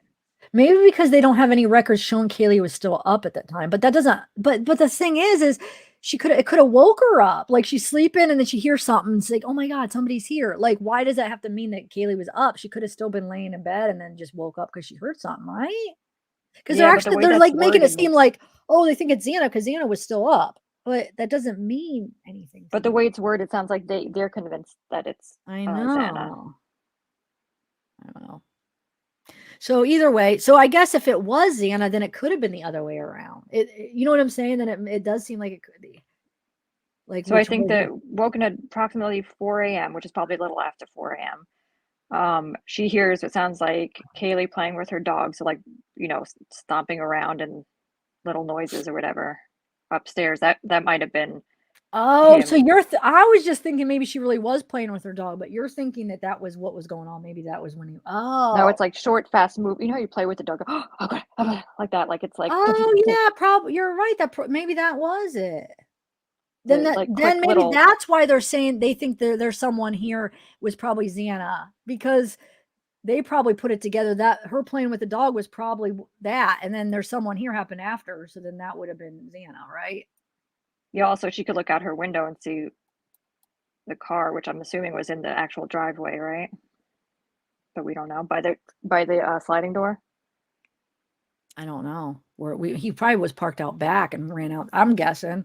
I'll show you where I think he probably parked, but maybe he was parked I out front. think it Well, was let's see what Xana it that said says. there's someone here. So do I, because now that you made me realize that her playing with the dog was probably, I was thinking maybe it really was her playing with the dog, but now you made me realize it probably was when he was killing her. So that means, because look, a short time later is when she heard there's someone here. So that means that would have been Xana then, you know, because that would have already happened up there. That could There you be go. And that's probably Xana why, saying it to Ethan. that's what I'm saying. Yeah. Like we're Yeah, nudging you're him, right. waking him up. There's someone here. Yep. And that's probably why the cops, they probably know better, thinking, okay, she thinks it was just maybe Kaylee playing with her dog. It was probably him. It was probably what was going on. It was the murder. So that's probably why they came to the conclusion too. That was probably Xana saying that. Yeah, I think you're right. I think it probably was. Huh.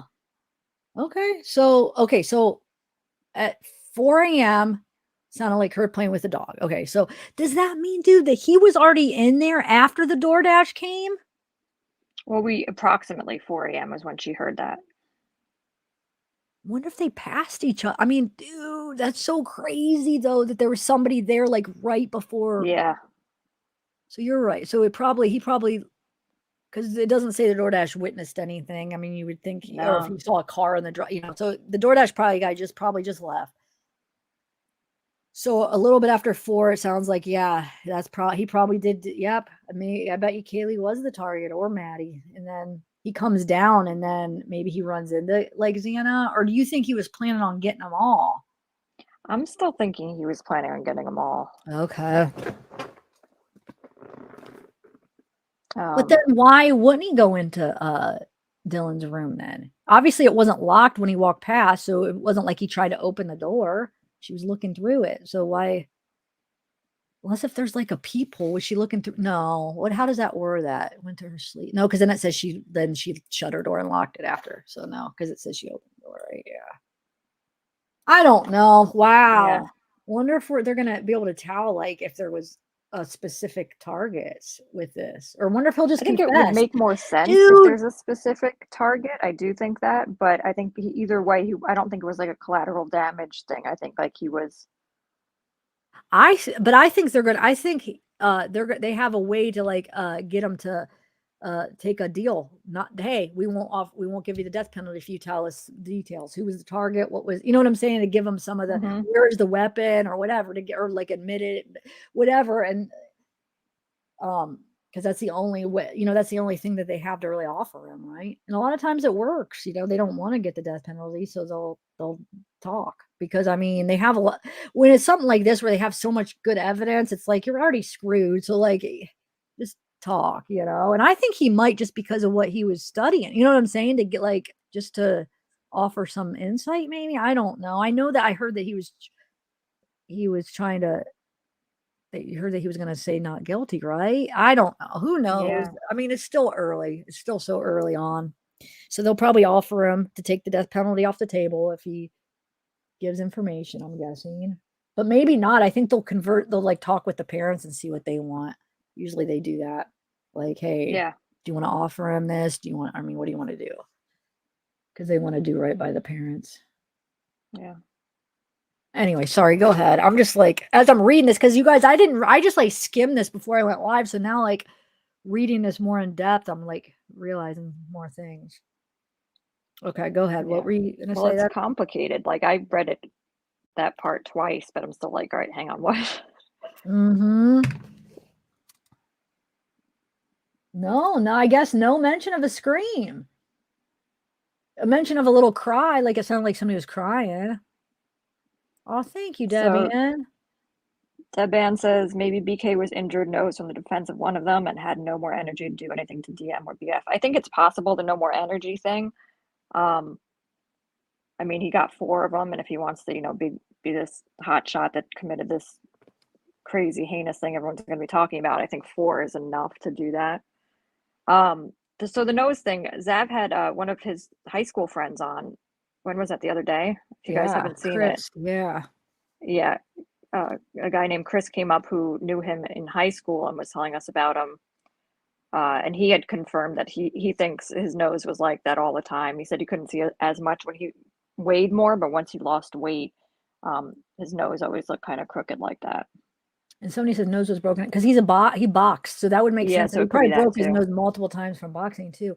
That's the thing. Thanks for reminding me. I wanted to actually bring up some of his old pictures to see if his nose was like that in any of the old pictures, you know? But Because I knowing that think he though his nose. boxes, why would it matter? Oh, You know what that's I mean? Because it could have happened at any point while he was yeah, that's boxing. true. But what If he I'm wasn't a saying is, if boxer, I'd want to let's say know. we bring up a picture that's, oh yeah, it still could have happened at any point. You're right. Never mind. But I guess it could prove that it was already like that. If we find one that it's already looks messed up, though, it could show like, oh, then it for sure, right? I don't know. Mm. All right, so that's creepy. Can you imagine, like, is Anna like, oh, he's saying it's okay, I'm gonna help you?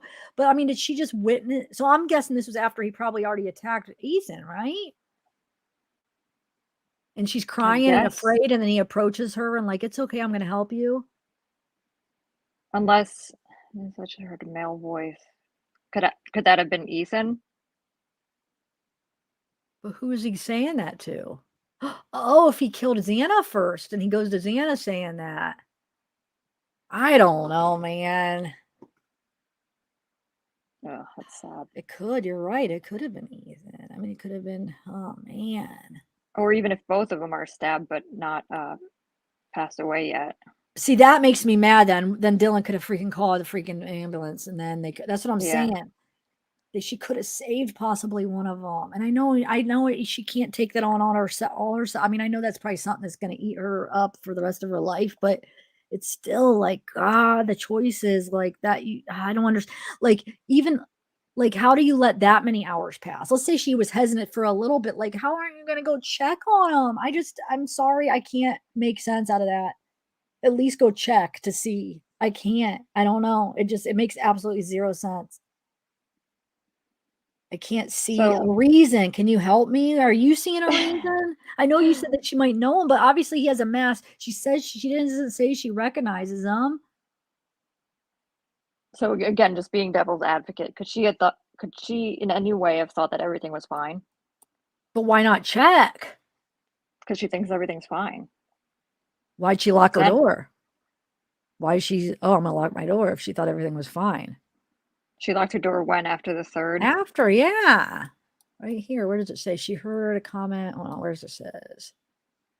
I'm gonna help you. Hold on. The third time she heard him cry and saw a figure clad, blah, blah, blah. And she stood and frozen. The male walked towards the back and she locked herself in her room after seeing the male. And she described it as a frozen shock. So I phase, get it. So For she's a minute, acknowledging something happened. for a minute, make sure he's left. If you're a little bit scared, but she could have still called 911. But if she just wanted to make sure everything, that it wasn't just something stupid or whatever. So like, make sure he leaves, give it like, then wait a few minutes and make sure, watch him go out or you see him walk out, like make sure you know he's gone, then go out. And if you're too scared to go out, then that means maybe you should call 911. If you're that scared that you don't even want to open your door, then you need to call 911. And just in case, better the safe than sorry.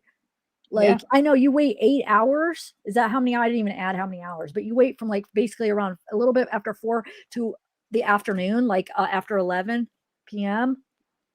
So my other thing, just playing devil's advocate, could she have been drunk and or high Yeah. and just like passed out Passed after? out. Like maybe she literally thought to herself like, oh, that's weird. Let me lock my door. I'm going to lay down, and then wondering like, should I check on them or whatever, and passed out. That's true. That's true. I mean, it gives a reason where it's like, okay, it makes sense in a way, but it's still not an excuse. I mean, it's still something that she's going to have to live with the rest of her life. So I guess I know, but I have a feeling she is, though. That's the thing. What? She's gonna struggle with that big That's time. that's what I'm saying. That's what I was saying. She's going to have to live with it the rest of her life. So that's what I said. Maybe we should leave. That's what I just said. Yeah, maybe we should just, I mean, that's something she's going to live with. So us coming at her is not going to help. She is. I guarantee if she's a good person, even a little bit, like she's going to struggle with that the rest of her life. I know. I mean, I agree. I'm just making an observation. I don't get it though. But yeah, I'm not gonna sit there and like come at her. Nobody go attack her or like whatever. Cause this is something she is gonna have to live with. This was her friends. Like, and I know some people will be like, if it was her friends, how could she? But it is like maybe she was drunk. I think Juliet, you probably hit it right there. Like she was probably drunk, just passed out, wasn't thinking clear. It's not an excuse, but still, the stuff that she's gonna do to herself, putting herself through that is gonna be way more. You know what I'm saying? She's gonna like, it's gonna her the rest of her life now. She's gonna have to struggle with this. So yeah. Yeah. So please don't go after her. Just leave her alone. I mean, this is something she's gonna punish herself enough. Trust me. Yeah, I think the answer is basically her being drunk or high or both or something, Yeah. That's the only and not thing. reacting properly because of that. And it was probably, she probably did wake up. And then that's probably when she woke up at like around, and then she wakes up and then remembers what happens and calls her friends like, oh my God, this happened last night. And then was probably so afraid to go look herself or something. Yeah, called that's her what I'm friend thinking to too. I don't go. think it was like a guys, like I'm gonna call my friends and see, because I think she might have woken up and freaked out and been like, can you guys come here, please? I remember this happening last night. I want to make sure I'm not going crazy. Yeah. No, I know, Stevie. We understand, but it, reacting properly would just be calling the cops. If you're asking me the question, and I know there's no it's a major trauma, and we're understanding. She probably feels horrible, but I'm just saying, But hindsight. I'm sure Stevie, she's also like, God, the why didn't I reason why call the we're cops?" talking about this right now, Stevie, is because we want to. If we knew that she experienced major trauma, then none of us would be like, she should do this, she should do that. We don't even know if she did. We don't know what she knew or what she saw exactly. So that's why we're talking about it. And trauma or not, there is respond properly, reacting properly. There still is like a basic, normal, common way to respond to things. Like in the Like that's not moment a of her freezing, that you could be like, well, God, how would you respond? But when you have hours Yeah. after to sit there and just all you have to do is go 911, I'm sorry. There's not a huge excuse for that. And I know Right. like this is going to eat her away. I know, like I feel bad for her because what she's going to go through now is going to be it's just going to be horrible. I know. But I would get it if she maybe froze for like a half hour, even maybe, even though that would, I mean, she could have potentially maybe saved some, but just like freezing for a minute out of fear. But like, then you don't wait freaking how many hours. But like Juliet said, maybe she did and she just passed out because maybe she was drunk and then she just ended up passing out. Who And knows? Stevie, you said dissociation is a real thing. Of course, it's a real thing.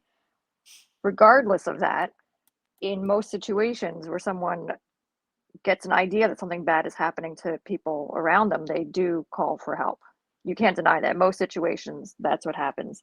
So yeah, dissociation is a thing. It's not the most common thing to happen in that situation. So that's why we're discussing it. Yeah, we're just discussing it. And Leopard, Joy, but you're right. But why wouldn't she at least, if she just thought, oh, maybe it was just somebody or her friend, then why wouldn't she have gone to check on him just to make sure? That's what I don't get. Like, yeah, cause like Julia said, maybe she just thought, oh, they're just hanging out. There's people. Then like, but I heard crying. Let me just go make sure they're okay. Like, go check on your friends and just make sure. Like, knock on the Except door. so like the idea of like her not seeing him and not being freaked out doesn't work because she herself described it. She said she didn't move or do anything because she was in a frozen shock state or whatever. So she knew, if she described it like that, she knew that that guy should not have been in the house and might have done something bad, or else why would she be in a frozen shock? What did she say? Frozen. Yeah. Wait, is that what wait, are we really being that bad? We're just discussing this. Wow, is it really that bad? We're saying like we're trying to see it from her side. Maybe she was drinking. Yeah, the real person to blame is Bryan. We know, but I mean, you can't even deny that. Not everybody's thinking, well, why? Like, why We're wouldn't you all we're call? doing is discussing what people are thinking. Like this is just people discussing something. I This know. information just came out today. Everyone has questions about it, and everyone's like, "What about this? What about that?" So we're all discussing it together. It's really not awful if you think about it. I know. I mean, it's Yeah, actually people a are allowed to normal discuss things. reaction to think like, oh, wait, why did she do that? I feel like that's probably what everybody thought when they first read that. You can't even lie, Yeah. Cashmere. Like you didn't think that for a minute. Like there's no way that your initial reaction is, wait, you just went to Trust bed me, and there you are didn't. channels out right now who are going live right now, probably, or making videos right now on YouTube that are awful. They're out there, so go find them. Yeah, Tell them we're that they're trying. awful. This We isn't it. see. Yeah, thank you. Anyway, okay, so back to the 417. Okay, so we're gonna map out when he left, right? Okay, so when the first, let's see if we could find where the first camera saw him and where that was, so I could do a Google map. See, look, vehicle. Oh, it does say vehicle 1, but why vehicle 1? But why vehicle one? There's only one vehicle that they were looking at, right? Yeah, yeah. It's kind of weird how they worded it. Okay, so let's see where the first one. So this is 320. So this is when he was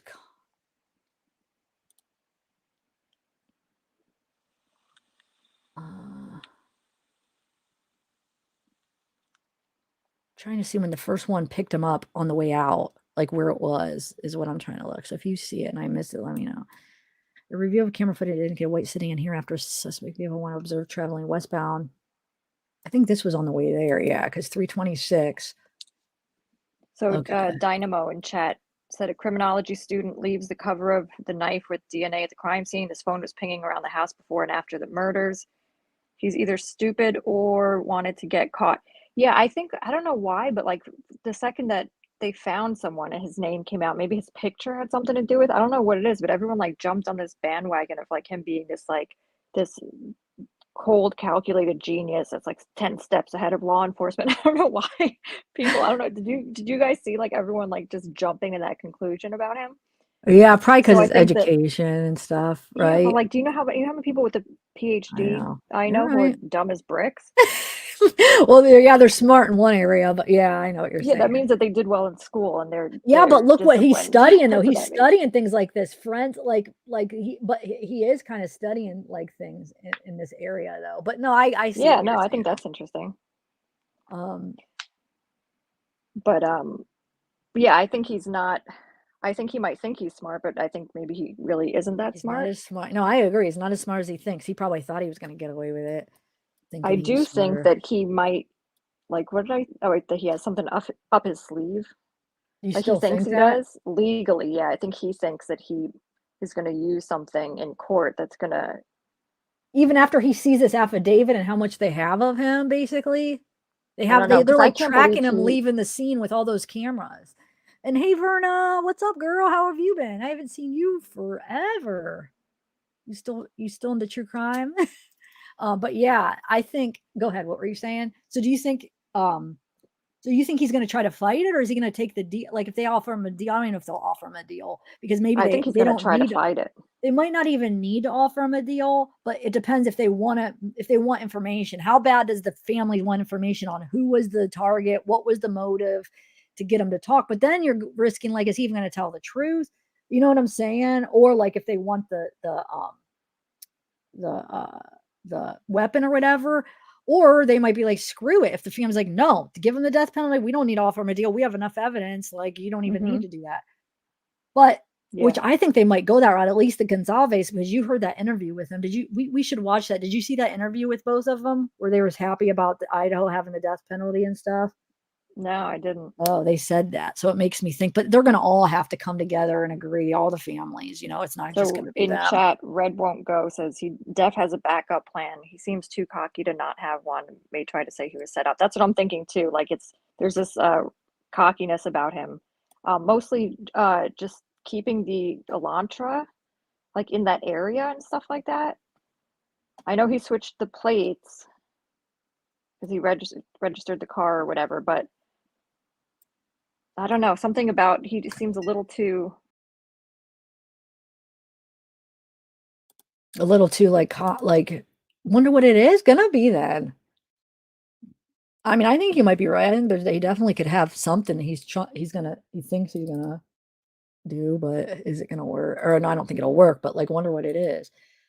Or he could surprise us all and freaking just be like, well, admit everything. Who knows? But no, yeah, he might have been playing on this for a while and have like, okay, let me do a poll now. Because oh, Juliet, where did you go? Are you there? Yeah, I'm here. No, you were just gone.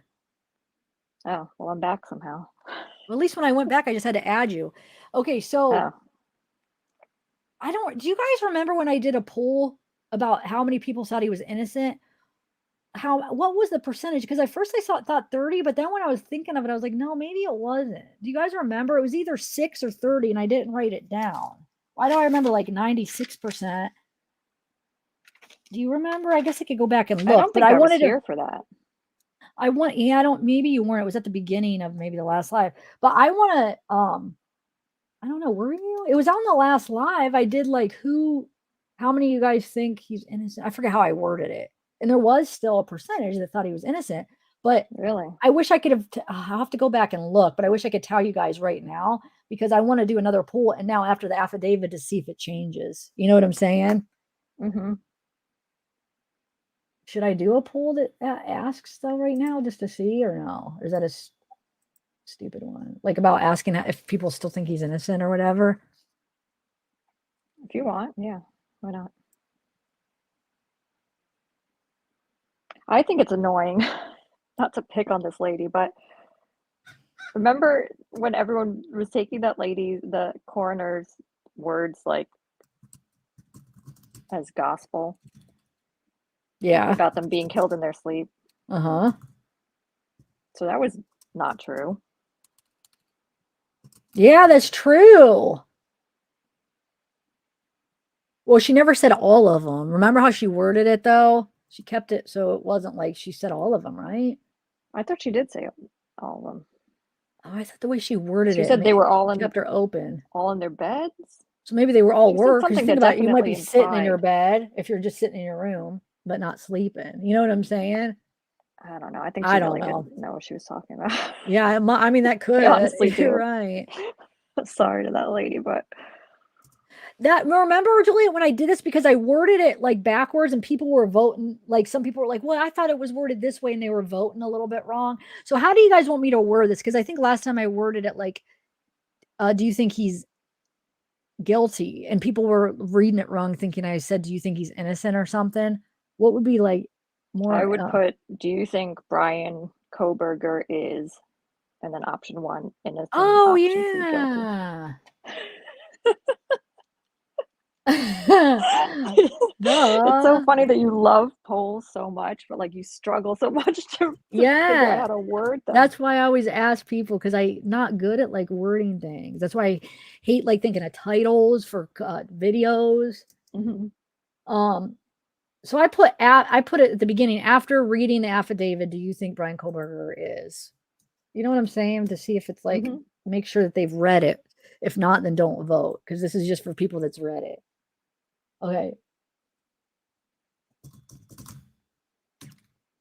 Innocent on guilty. All right, let's see what that is. And then I'll have to go back sometime today and see what it was before and see if it changed. Do you think Kohberger? Okay. All right. So should I go back? I'm debating whether to go see what's going on with the news and if there's any videos or stuff while we're chatting and like to play something like videos, not even audio, but just to see if there's anything to put up. Or should I go back to the affidavit and find where the location of the car right now? Do you want to talk a little bit or figure that out? Location of the car? No, remember we're going to figure out when the first camera picked up the car to see what the timing. Oh, yeah. And that's a gas station that's nearby. Is that what they're saying? Hold on. Hopefully, does it give that info? I'm trying to think. Does it? Yeah, it gives the. Well, let me see. I feel like if those maps weren't so freaking blurry and we could see them better, you know.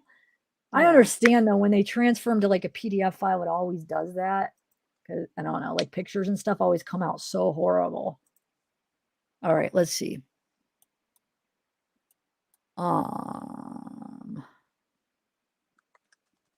Trying to find the first one here. The forensic examiner. Okay, so 244. Observe WSU surveillance camera traveling north. Trying to see on the way out. Okay, so. No, that's too far. There was one that picked it up before that. Shoot. No, it must have been. Yeah, so I want to know. I keep forgetting that Steve Goncalves said that there is a connection between Kaylee and Bryan. Oh, yeah. But it didn't sound like there was a strong one, though. Here we go. Look. Seen depart in the area of King Road at 4:20. Dude, he had to have been so quick. But then why do they say 425? Like, why wouldn't they narrow it? If they seen him leaving at 420, why do they say it was committed between 4 and 425? Wouldn't they know it couldn't have, it had to be 4 to 420 then? You know what I'm saying? Yeah, Like, that's weird. it's weird to me. Some of this stuff. And then that other thing that was, oh, the timing of them leaving the bar was wrong.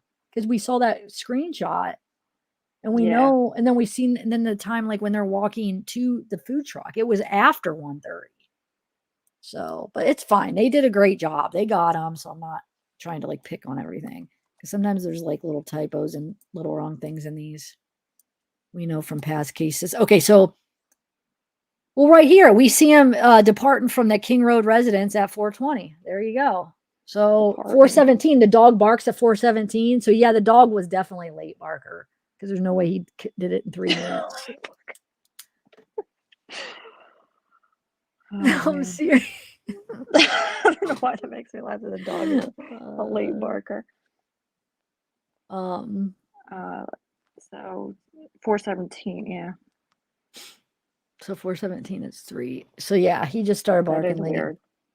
Oh, and then I wanted to see how they worded it about the dog being in a room because I think I misread it the first time or misunderstood it.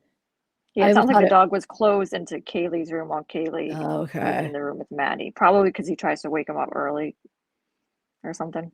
Okay. That's yeah. Oh, and then they have that Vans shoe. Wonder if they found his shoe that matched the sole. That would be a piece of evidence. Hopefully they got him from his apartment. He probably got rid of those though if they had blood on him, huh? Okay, wait. So Vans type shoes. That was outside the doors of Dylan. Just outside the door of Dylan's bedroom. Located on the 2nd floor. Okay, so I'm trying to find what was I trying to find? The It was just dog. that. Oh, the dog. Yeah, we already figured he left at 4:20, so we got that. The dog was 417. No, the dog, how they worded about where the dog was when they came in. Oh, right.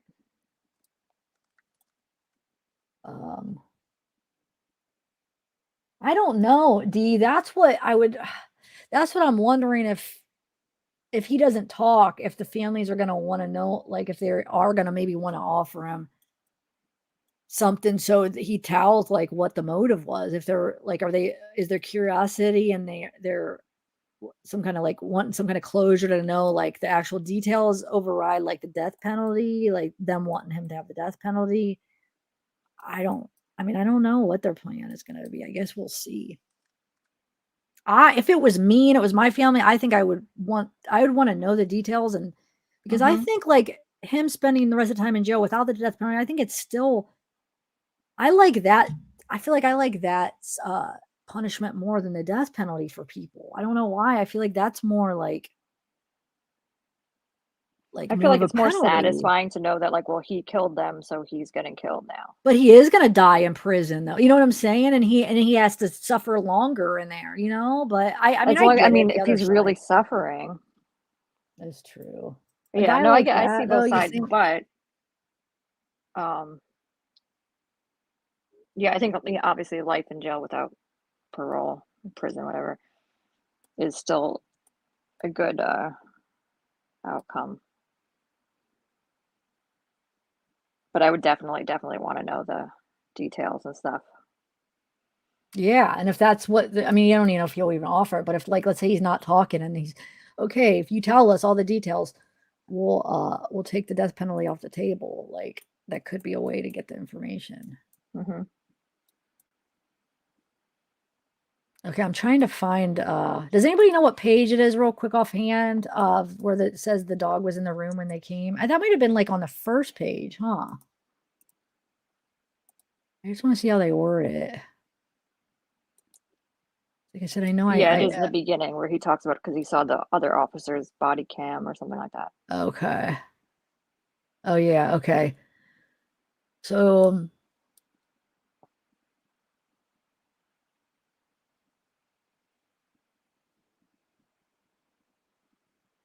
all right, so let's see. Wait. Oh wait, here it's up here. Yeah, the dog belonged to Jack, I found from the interview. Hold on, wait. The bedroom. Wait, I followed. Peter learned there was a dog in the room.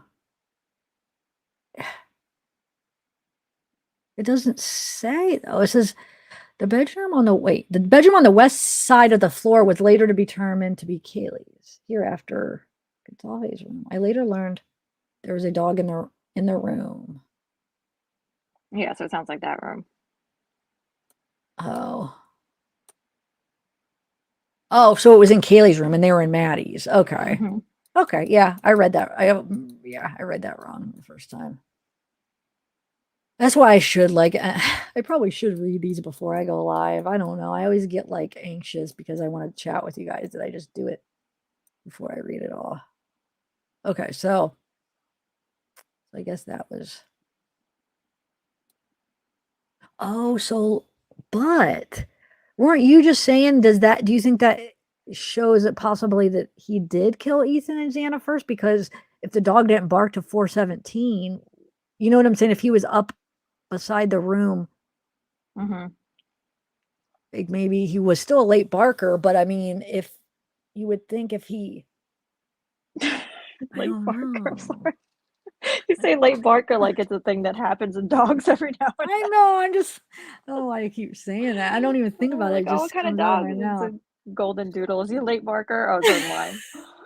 Oh, I see what you're saying. Like, oh, he's a late talker, or because for kids grow up when they're I wasn't even thinking that. oh, But just yeah, late he's just barker a isn't like late you're saying it bloomer, like it's a thing that every now and then you meet a dog that's a Aw. late barker. But I Yeah, wonder no. if Go ahead. he was actually barking when he heard him get into his car. You know what I'm saying? So he didn't bark when he was in the house because maybe he is just used to people coming in and out. So he doesn't always bark when he hears somebody inside. But maybe 417 Car door slamming and car stuff door like that. slamming, hearing somebody outside car door, and then him turning on the car and the car outside. You know what I'm saying? So if we see where's the window at,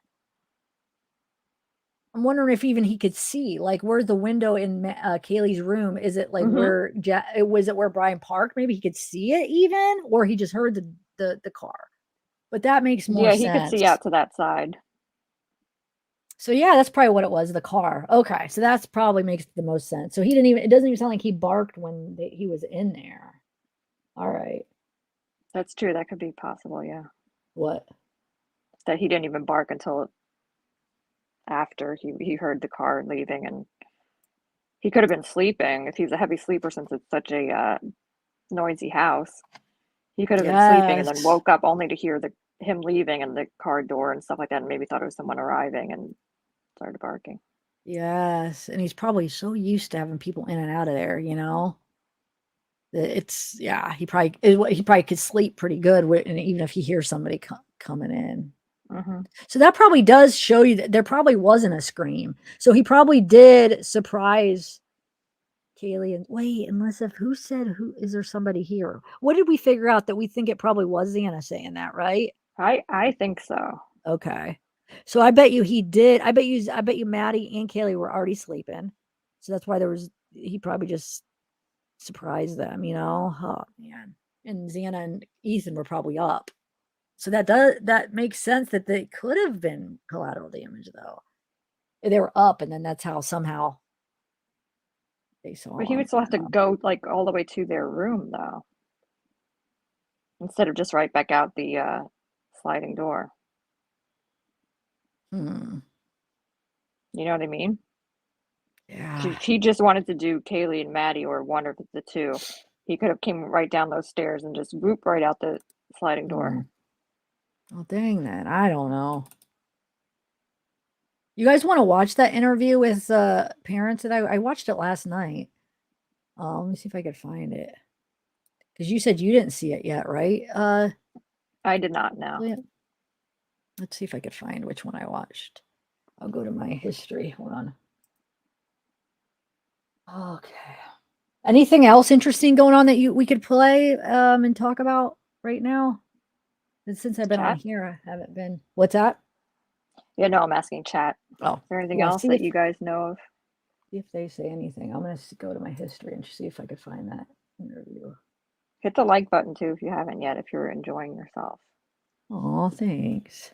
You're good at this. I suck at Hit telling the, hit the people. like button if you have a dog that's a late barker. Oh, What do you mean? Oh? I don't know. I just love dogs. I'm just like, oh, look, poor guy, late barker. No. Zeke's not a late barker. He's an early barker. Early barker. All right, hold on, let me find this. K-Star wants to know, when do y'all think they will release a 911 call? I don't know. That's a good question now. Yeah. Wait, I did feel you like it's guys gonna be hear? so descriptive though that they probably read- don't want to. I read somewhere, but I don't think it's on. Tell me if I could find a video somewhere, because I don't think there was any videos of the memorial, right? But somebody said that Jack Decor actually spoke, like he said he talked during it and like was like very emotional and stuff. I saw that in a group. Did anybody see that? And is there a video of it that we could watch? Oh, they made one after court, Samantha. Here, send me it if anybody has it real quick. Let me see if anybody emailed me it. Hold on 1 second. Okay. A lot of people. Oh no, people requesting the affidavit. Oh, everybody that requests the affidavit, it'll be later today after I get off. Okay, guys, but I will. Just have patience because I can't exactly do it right now that I'm live. All right, so let me see here.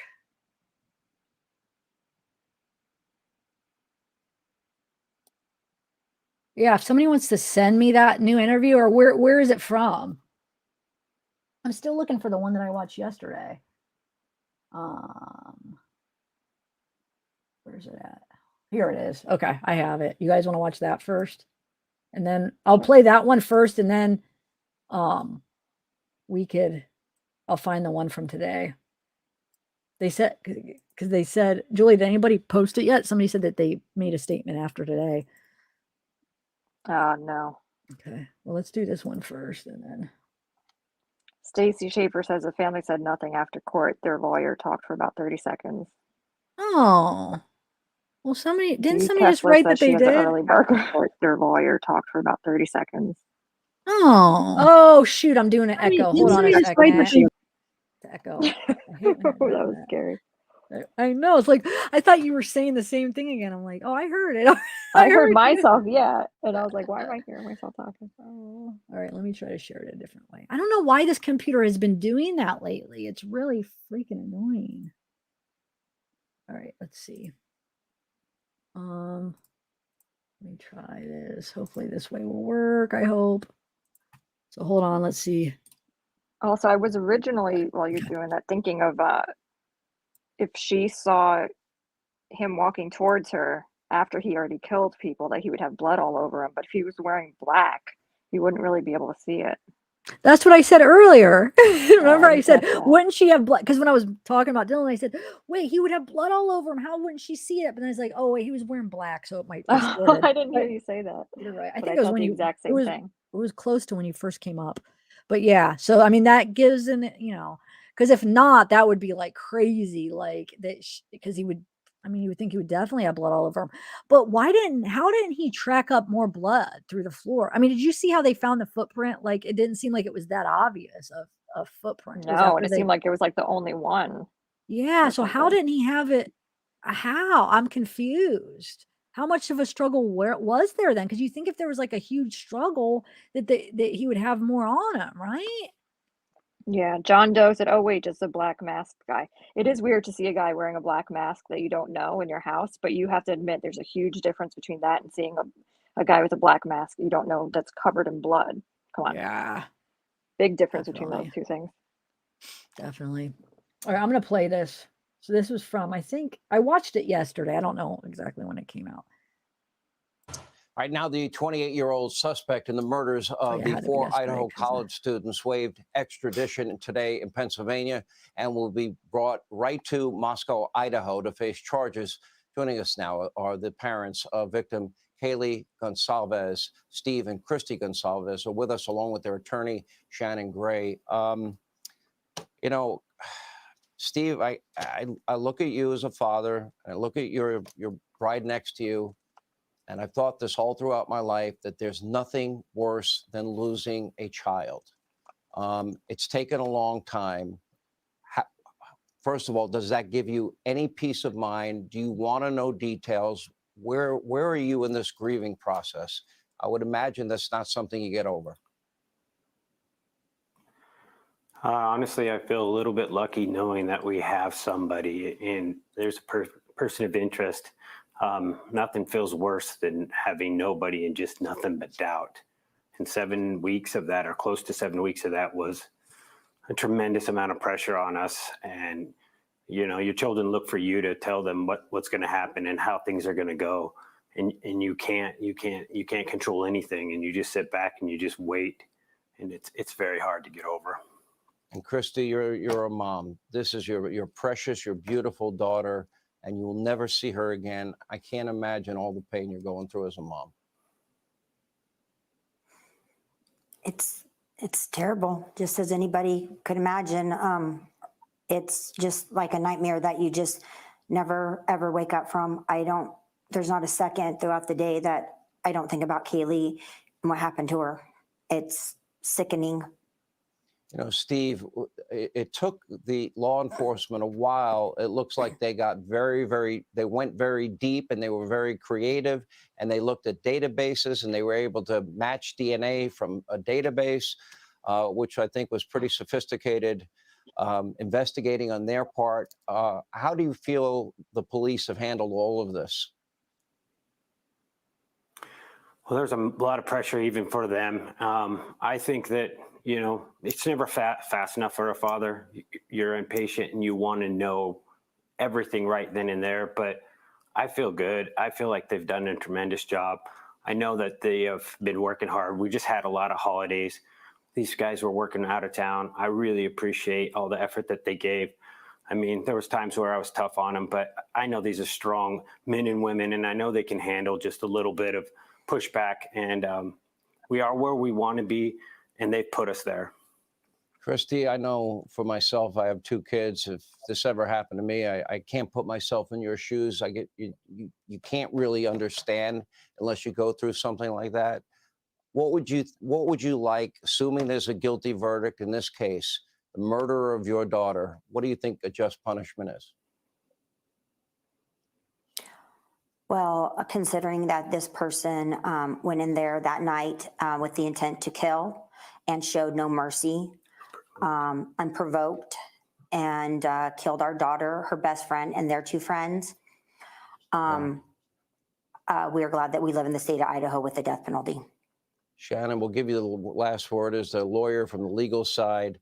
You know that the evidence that they have, you know more probably than the public. Where do you see it going? Well, we're looking forward to the probable cause affidavit and seeing what information they have in that affidavit. It won't show the entire case, obviously, but will give us an idea of what hard evidence they have towards the defendant in this case. And we're hopeful that it's strong. And moving forward, you know, we're just the beginning of the criminal justice system. So it's still a long haul from here, but we're hopeful and optimistic. All right, Shannon, thank you. Steve and Christy, I'm so sorry. And I know I speak for my entire audience when I say that. You're in our prayers. This is a heartbreaking story, and I hope he gets the justice he deserves. Thank you both. Hey, Sean Hannity here. Hey, click here to subscribe. Okay, so I feel like Julie, you're moving from like anger to sadness now. yeah, I can't even imagine. Like, I know. so do you think that when he had said, like, what was his exact words the other day where he said something about the connection? Do you think he was just saying, like, there's like loosely, like possibly they were trying to figure out something, or do you think there really is some kind of connection? I don't know. I don't know. It sounded to me, I don't remember his exact words, but I remember feeling like there was some kind of connection, but it wasn't like a big one. Like maybe they, social media or something like that. Okay, yeah. You know what I mean? Yeah. But I don't remember what his exact words were or why I even think that. Yeah, because he said something. I remember it said something like about like he can't say anything right now. but that they found something, but he yeah, couldn't yep. say anything right now or something. I don't know. Maybe can anybody find that real quick? I had it. I'm trying to think. Was it a I can't remember. Was it a video or an article that I read, or was it a video? He said that. Trying to think where I saw it so I could play it for people or show them what we're talking about, because some people are asking now, like, what did he say? What was I it? think it was a video. Does anybody have that like offhand where I could play it? Just send it to me if you do. Wait, I have a question. Could somebody try to send me an email and see if it's working? Because I had gotten a message from somebody saying that it's like coming back. Like, so I'm wondering with Proton Mail, they only give you so much room, and I'm wondering if I'm out of my room. Somebody Probably just are. send me something and see, because if not, let me delete some messages because I don't want to like miss something. Yeah, I mean, I'm paying. Okay, so there's one that you get a free one where you get so much room, and then I'm at the next level where I am paying a monthly thing, but you still only get so much room. Like you don't Proton Mail, right? That one? data, yeah, Proton Mail. I'm gonna try to delete some stuff because I don't know why I'm thinking I'm not getting them. Hold on, let me delete a couple things. I just replied to the link you sent me. Okay. See if you get it. All right. I'm just deleting a couple of mine too, just to. Hold on 1 second. All right, let's see. No, I got your. Okay, I have your reply. Huh. Well, I got your reply, so I guess. It's okay. Good. Thanks. You're welcome. Jamie Heiner. Yeah, I think those are. I've heard rumors like that too about her possibly going on a date with him or something like that. Kaylee. That was that guy that JSCO or whatever guy that everybody thought was him. That I played that he said video that? yesterday. Yeah, he's the one that, because he said that he knows somebody that works for law enforcement, so he's getting like inside information. And he's the one that said, he also said that remember he gave some details about like the crime, and that's what people like. That's Bryan. He also said that the one body was on top of the other between Kaylee and Maddie. So like basically he killed one of them, and then the other person like tried to jump on him or like try to get away, and he grabbed her, killed her, and then threw her on top of the other one. I don't remember which one was on top of the other. And so, but I don't know, is that going to come out to be true? On the report, it does say there's a single bed. So I mean, wonder if they were on top of each other. Was it a small bed? Yeah. I don't. But he's the one that said the thing about her going on a date or something. Yeah. So he said that 2 years ago, they were seen at a bar talking to each other. And then the rumor or the thing is that she went home with him. And then after that, he basically tried to reach out to her 27 times and she didn't respond. So he said it's like, he felt rejected. So that was like the motive, I guess. I don't know. That's just, we don't know if this guy's making it up. So don't take that as like a fact, but that's where that rumor is coming from. Yeah. But everybody in chat was saying that can't be true. He didn't even live in Washington at the time. Like he was in Pennsylvania. 2 years ago. He was at DeSales College at the time in Pennsylvania. That's a far way away. So that's why I don't think it's true. Yeah, I would say that's not true. But I thought they meant single bed. Like single queen. Oh, they meant just one bed. Okay.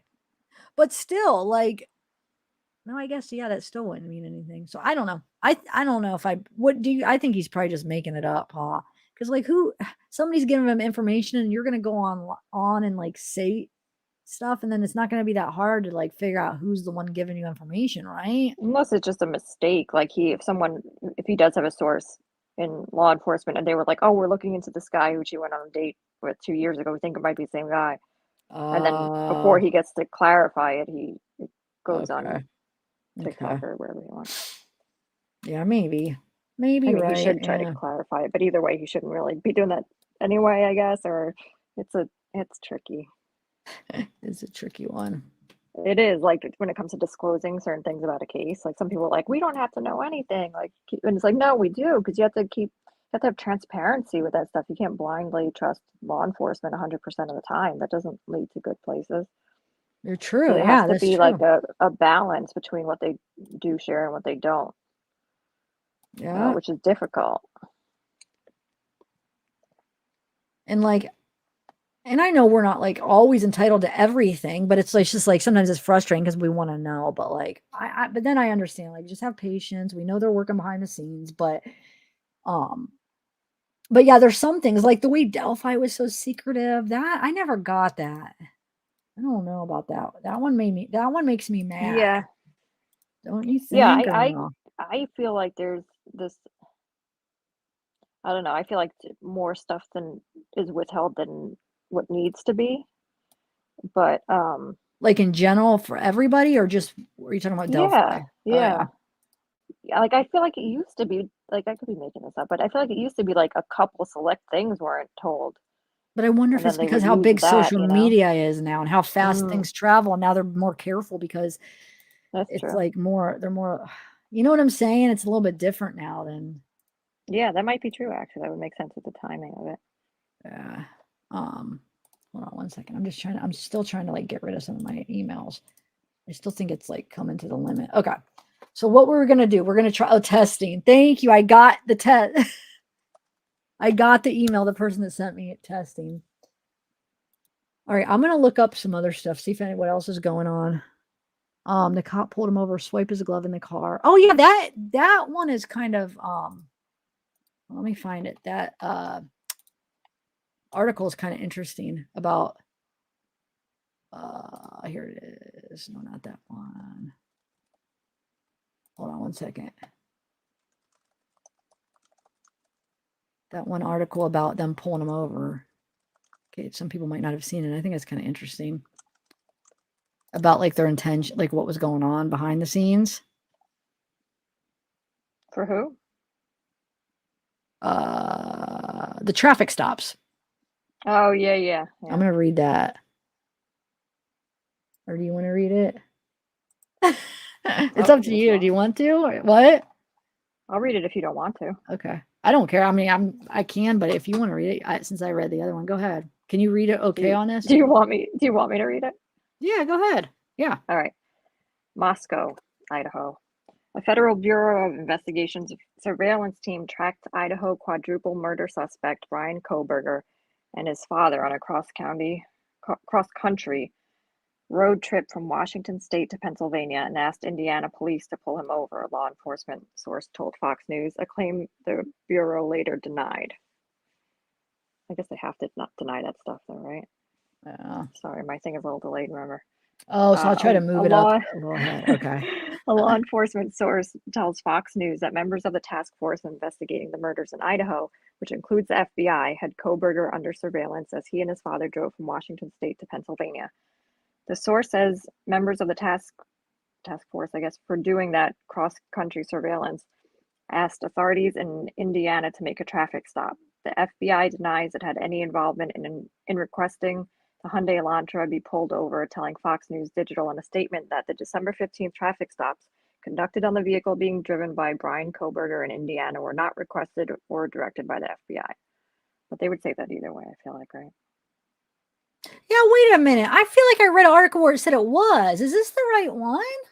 They don't have to, like, the crappy thing is that they don't have to, they're not held accountable for like anything, I feel like. No, so you're they right. literally could just say like, oh no, we didn't, and it would be fine. In this case, it's a good thing, but I'm wondering if there's another one that I read that it wasn't this one, but we'll continue reading this. But no, you're right on that. They don't have to, right? Bryan Kohberger is being charged in connection to the fatal blah, blah, blah, blah, blah. We know that already. During a traffic stop by the Hancock County Police Department, the Kohbergers discussed an incident near Washington State University where a SWAT team killed an armed man amid a standoff. Well, we're coming from WSU, Kohberger's father, Michael Kohberger, says. What's WSU, the deputy says. Sorry, everyone. Both men replied at the same time, and the deputy had a hard time hearing them over the vehicles passing by. So you're coming from Washington State University, and you're going where? The deputy asks. We're going to Pennsylvania. That part was kind of funny. We're going to Pennsylvania, Kohberger's father responded. He almost rolls his eyes after his dad says Yeah, that. he's Did you see hating that that? his dad's giving him this Yeah. information. He's just trying to say, "Oh, we're gonna get some Thai food." Like, Yeah. what? If you watch him right after that, he like makes a face. Kohberger Yeah. signed an extradition document during court hearing on Tuesday afternoon and waived his right to challenge the arrest on 4 counts of first-degree murder. Yes, Kohberger said when Judge Margarita Worthington asked if he wishes to waive the. Oh, I do it too fast. Sorry. yeah, but it's okay because this isn't Okay, even yeah, let's about just the. go down. This isn't the one that I wanted to read, but go ahead. There is one where it talks about like them looking at his hands and stuff. Remember? I haven't seen it, but I did hear that. Yeah. I know I saw it somewhere, but go ahead. You want me to finish it? Or is there any? Yeah, I guess there's not. Yeah, go ahead. Yeah, I Might as think well it's just finish it. all right. Kohberger, a teaching assistant and PhD student in Washington State University's Department of Criminal Justice, was arrested on December 30th by local police and agents from the Federal Bureau of Investigation at his parents' home in Albrightsville. The suspect lives in student housing located in Pullman, Washington, around 10 minutes from where the crime happened. Yeah, you guys, sorry. You guys are probably like, why did you? I read somewhere else where the first one was to, well, I don't even know if it said the first one, but they were trying to get a look at his hands and stuff. Where did I read that, guys? It definitely, like, so the first stop that was made, which was the second video, that was the second video that came out, right? Yes, the first one was the second one, yep. So the second one, the first one we saw, I didn't know if it was on purpose or not, because I think the cop did such a good job just acting normal. But then the first guy that pulled him over, I feel like you could tell when you listen that he's, I don't know, he wasn't as like covert about it, right? Yeah, but He yeah, just, see, I pulling over can't to check explain why, but he feels like what as if the he's second just, one? what are you doing? Remember, you said that you think the second one, since he didn't even focus to have the camera. So I think the first one to get a look at his hands and get a look at what's going on in the car. The second one, maybe, is that where they got his phone number then? Because remember in the documents, didn't they say they maybe that's what they pulled him over the second time to get his phone number so they could track, do the GPS. I forget when did they say? Remember, they said on one of the stops they got his phone number. Didn't it say that in the documents in the affidavit? Oh, I don't know. I didn't. No, it did, but I don't know which stop. I have to go look. Why would they get his phone number? That's too suspicious. I don't know, but so they were able to. But go ahead. I think I interrupted what you were saying. No, I don't know. That's strange. When I read it, it made me think about how you were saying, oh yeah, maybe the second time they were trying to get something else from him, you know? Let me The look at second the guy document. was definitely sent in to prove something specific, if that's what happened, which I think it is, because I don't trust the FBI saying we didn't do that, because they would say that either way. We're not making up any stories, silly. I mean, we're just, let's say, go by, not make up these made up stories. I mean, the affidavit doesn't have every single detail. We're just discussing how we discuss, like our thoughts and theories and opinions on the stuff that isn't in the affidavit. Sometimes, I mean, I don't know. That's what we do, right? Just discussing.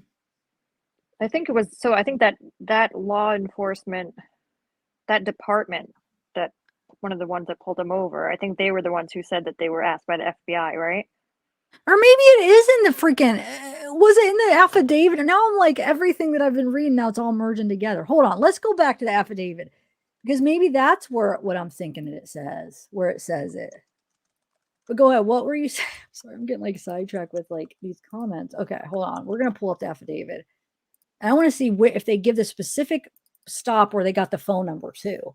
Wouldn't that be interesting if it is that one, Juliet? Because then that would make sense. The second one that they got that, or no?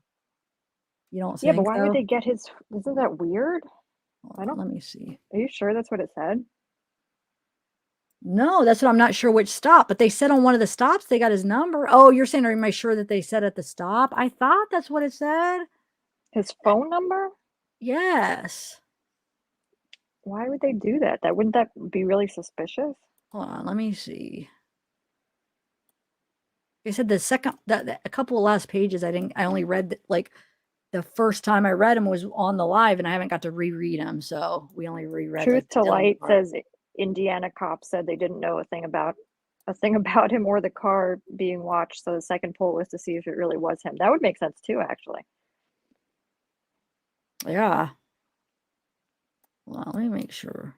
Because those last couple pages of this document were like a little tricky how it was written. Like we should go over some of it, you know?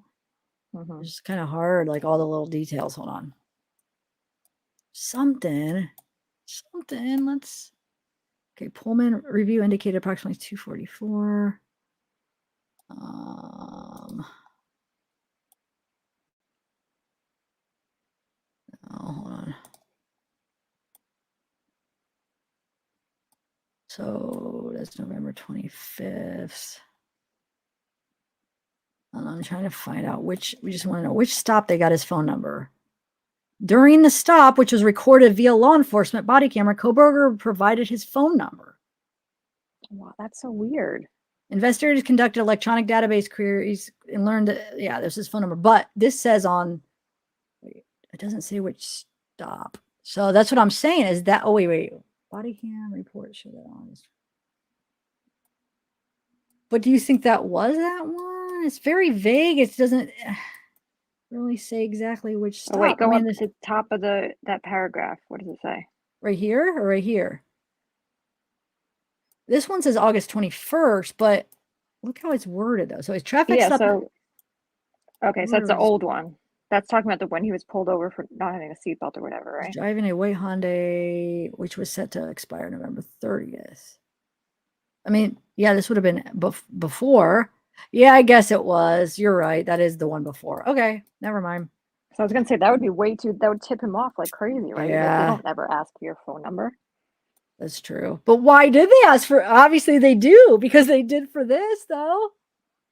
Think about what you're saying now. So yeah, but they usually don't. Like if I were the cop and I was trying to act like everything was normal and I had to pull him over on his way to Pennsylvania, I would be very hesitant to do anything out of the ordinary that he wouldn't expect. So that makes more sense that it was the August one. Yeah. Oh, he gets pulled over a lot, huh? Kinda. I don't know. I mean, with the two that are potentially nothing, yeah. Where did we read though about them looking for his hand at his hands? I read it somewhere. I didn't see that. I only heard that from you. Really? Oh no, I heard it from someone else too, but I didn't see. I didn't swear actually I read anything. it somewhere. Well, obviously I read it somewhere because it's in my head. But I wonder if it was a reliable source or it was one of those freaking articles that sometimes gets like wrong information. They do get your number if you get a warning or a ticket. I don't remember ever giving a cop my phone number. Like when you fill out the stuff, maybe. But when's the last time you've been pulled over? Maybe it's been so long that maybe they do now. And if it's a new, yeah, it hasn't been a while. If it's a new thing, maybe, or it probably could depend on where you are. I just want to okay, I'm going to skim through this and see if there's anything about that in this document. Because where did I read it? This is going to drive me nuts. Okay. Database visual clues.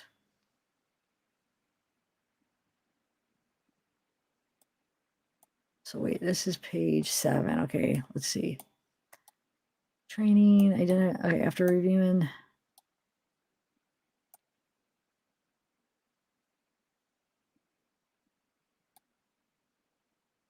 It's approximately 253. Just want to make sure it's actually not in this document, in the affidavit, you know? Because I'm wondering if is that why that person wrote that. That's what made me think from some of these comments. It makes me think, is it actually in this? Law enforcement lookout. This vehicle is registered Bryan. So they were on a lookout. Okay. White Hyundai parking. Okay, hold on. You could chat while I'm reading this if you want. I mean, you don't have to be quiet. I'm just going to skim this. I wonder if he's going to try to pin it on his dad.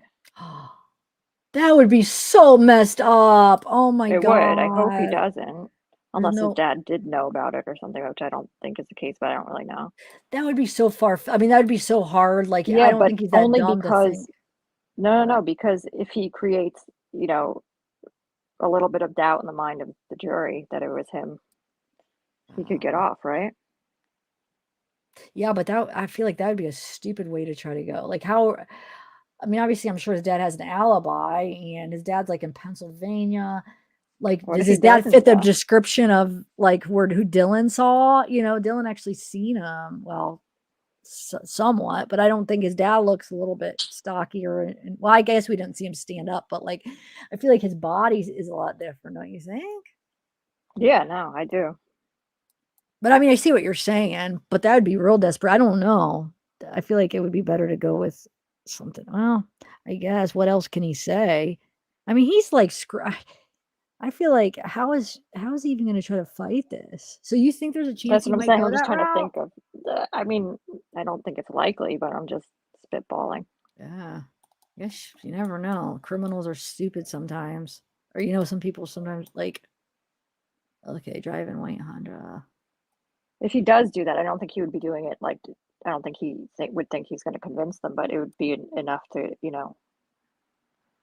cause doubt on Yeah. him, because he only needs to, that's all he needs to do, right?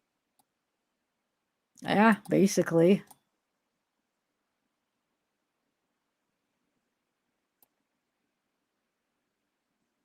Yeah, I guess it's not in this. I don't know where I read it, guys.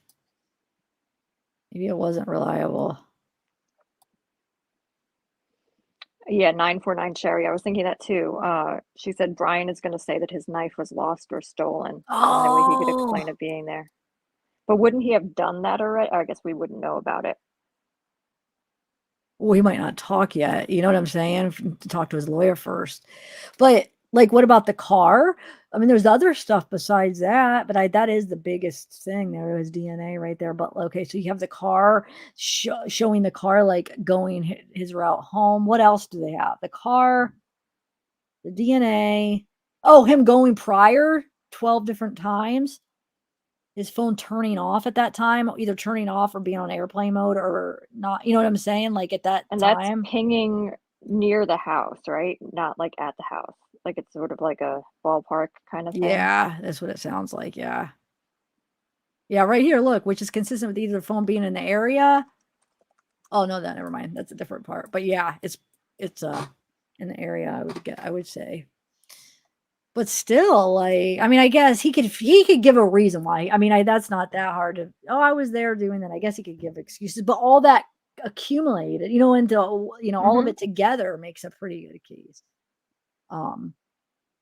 What else though? Let's think. I forget what else they have. So they have, yeah, him, like they could see the path of him leaving. And then it does sound like, did I read that right? It sounds like he goes back the next morning, right? At like 9? I think I wasn't paying attention to that part. That part was tricky the way they worded it. But that's the way I got it, that he went back at 9, like that morning. To the King Street house? Yeah, like in the area. All right, I'm trying to find. That would make sense. Right here, look, read this paragraph and see what you make out of it, right? This one right here. Okay.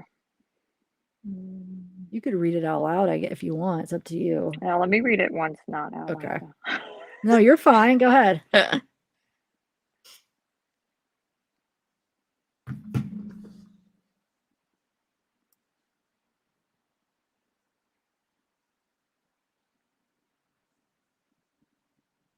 Wait, what? Truth to like, what do you mean? Dog's DNA?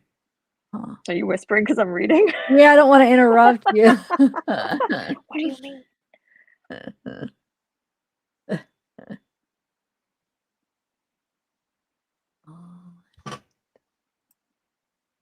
Oh, Yeah, so it does that's sound gonna like get that.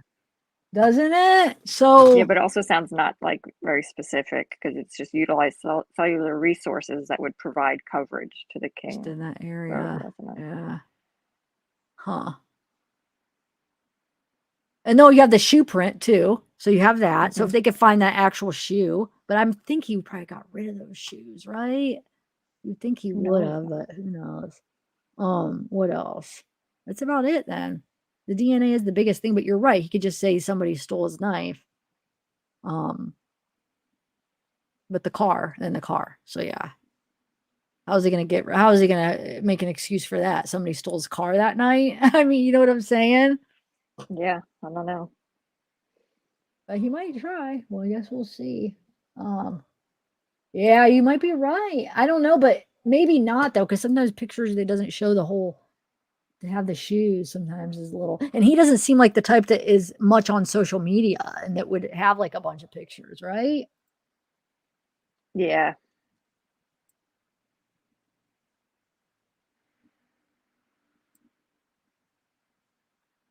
Yeah, that's true. Ritzman, you're true. It probably doesn't have to provide a phone number, but I mean, it doesn't mean that the cops don't ask sometimes. I'm not sure. I'm trying to think like when you get like a ticket or a warning and you fill out like you sometimes have to fill out the paperwork. You have to sign and date sometimes or whatever. I like wonder if there is a place where you put your phone number sometimes. And plus, every state's probably different. And I'm trying to think the last time I had any traffic thing was I freaking hit somebody Good job. from the back. That'll do it. That'll give you That'll a do traffic it. thing. But I don't think he gave me no, he did. I forget how that worked. If I had to fill out anything, I don't Probably remember had to if I put a exchange phone number. information with the person, right?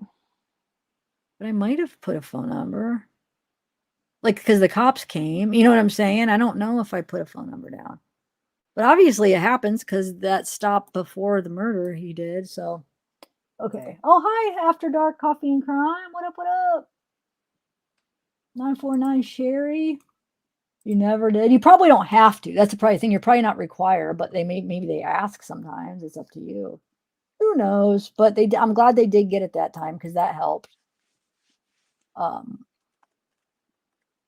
Yeah, that's true. They could ask you anything, but you don't have to provide everything.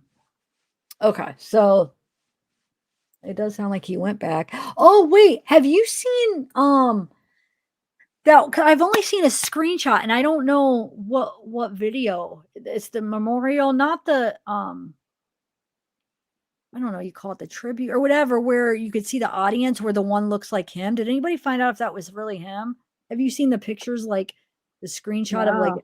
of them putting it like next to him? People think it was him, but I don't know if people's debunked it by now or if it really was him at one of the I don't even know what you call it. Not the newest one, but like what was the other ones called? A tribute, a vigil or whatever, at one of those. Let me see if I have the screenshot of it, but I haven't yet to. Well, I haven't even really looked for the video of it.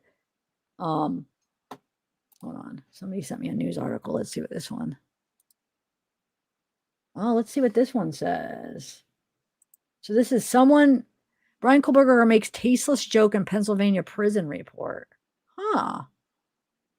Really? Oh, is this the thing where he puts the helmet on? Hold on. There's not going to be any audio because stupid computer, but they put a helmet on him. Is this the one? It looks like it's a helmet. Bryan. I'm going to skip through it. It's a small little plane, huh? I love little planes. They're cool to watch, but I wouldn't feel that safe in them. Most plane wrecks happen with these little planes because they're not as like yeah, but they also have people who secure. don't really know what they're doing yet. That's true. Flying them. You have people that aren't as just like private people that just like got their they don't have as much experience. You're right. Yeah. But imagine how much fun it would be to fly. I mean, it would be. Oh, wait, it cut out before. Oh well, let's just read this article. Do you want me to read it? Yeah, you read it. Your turn. Do you not like reading in lives? No, I don't mind it. I'll do it if you don't want to do it. It's hard. I'm not gonna be like, oh, like me. You know, like when you read something ahead of time to yourself and then you're able to read it better. Normally, I'm not reading things ahead of time, so it's like my first time reading them. So like, that's why sometimes I struggle a bit. Like it doesn't, like sometimes it doesn't come out like, sometimes things are worded. The sentence is worded weird or something, so you get it wrong the way you. You're saying it, Especially you don't know until the end, like, oh, I should have said it like that. Yes. Yes, Yeah. exactly. Okay, so Idaho murder suspect Bryan Kohberger made a tasteless joke while locked up in a Pennsylvania prison for 5 days, according to a new report. A source inside the Monroe County Correctional Facility told News Nation that the accused mass murderer was asked why he killed 4 college students in Moscow, Idaho. I didn't do anything, he allegedly shot back. When the 28-year-old PhD student asked why he hadn't been in Moscow, an 8-mile drive from his apartment in Pullman, Washington, he allegedly retorted, the shopping is better in Idaho. Wow, that's kind of messed up if you if you look Is at it? it a certain way. Yeah. I don't know. but I'm looking at it a certain way, like not like that he's using the word shopping as Yeah. But I don't know if. but I don't know. Because maybe that's where he's gonna use as his thing. He was shopping. You know what I'm saying? And maybe he has like a plan. And is there a reason don't he think there's said that? But I think it's just anything. like a bad taste joke. Like I think he meant like, what do you think? What are you saying? But if he's playing it like he's completely innocent, then it's not weird at all. Then he's gonna say that's what he was doing. Maybe when it comes down to it. Or like he doesn't have to answer this dude. But he did Asking though. I'm himself. saying so. Like, is he gonna be like, oh, I was out shopping, or like, I don't know. He didn't have to, but he did. So And I was expecting worse.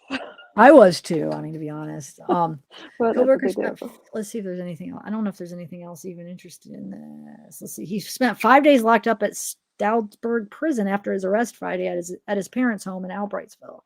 On charges he knifed Kaylee Gonzalez. Okay, hold on. Kohberger, suicide vest in a cell with a glass door that offered little privacy. Good. I'm glad he doesn't have privacy. So he had a glass door though? Huh. Another inmate allegedly threatened the life of the high-profile jailer who had been studying criminology at Washington State. If you, I'm going to kill you, seethed the unnamed inmate as he allegedly flashed Kohberger with his middle finger. The source added that Kohberger's request for vegan meals at the facility was granted. He dined on peanut butter and jelly, applesauce, vegetables, beans, rice, cereal, and maybe some potatoes, according to the news site. The source described Kohberger as creepy and said he got a shower every day but had to wear a suicide smock in his cell. Kohberger waived extradition Tuesday in the Monroe County Courthouse and was flown to Pullman, Washington the next day in Pennsylvania State. Peace. Also, now I'm thinking if he's a vegan, and it's hard to shop when you're a vegan. So I wonder if that was like an actual answer why he has gone to Idaho before. That's I don't true. even know if Maybe. that's like Yeah. Yeah, I mean, that could, you never know. It's could be. Could do sorts all this. I think they already have enough to have conviction. Gotta go now. Have a great night. Oh, thanks, Tracy. Yeah, I think they do too. I think they got a good case. Me too. Wait, what does it say? Hit the wrong one. The knife cover gives me solid stance. He's guilty and filthy. Oh wait, do I still have the poll? Wow, I feel like it went up because I feel like if anything, it was either 6% said he was innocent last time or 30. I know that's a big jump at that. Those are the two numbers.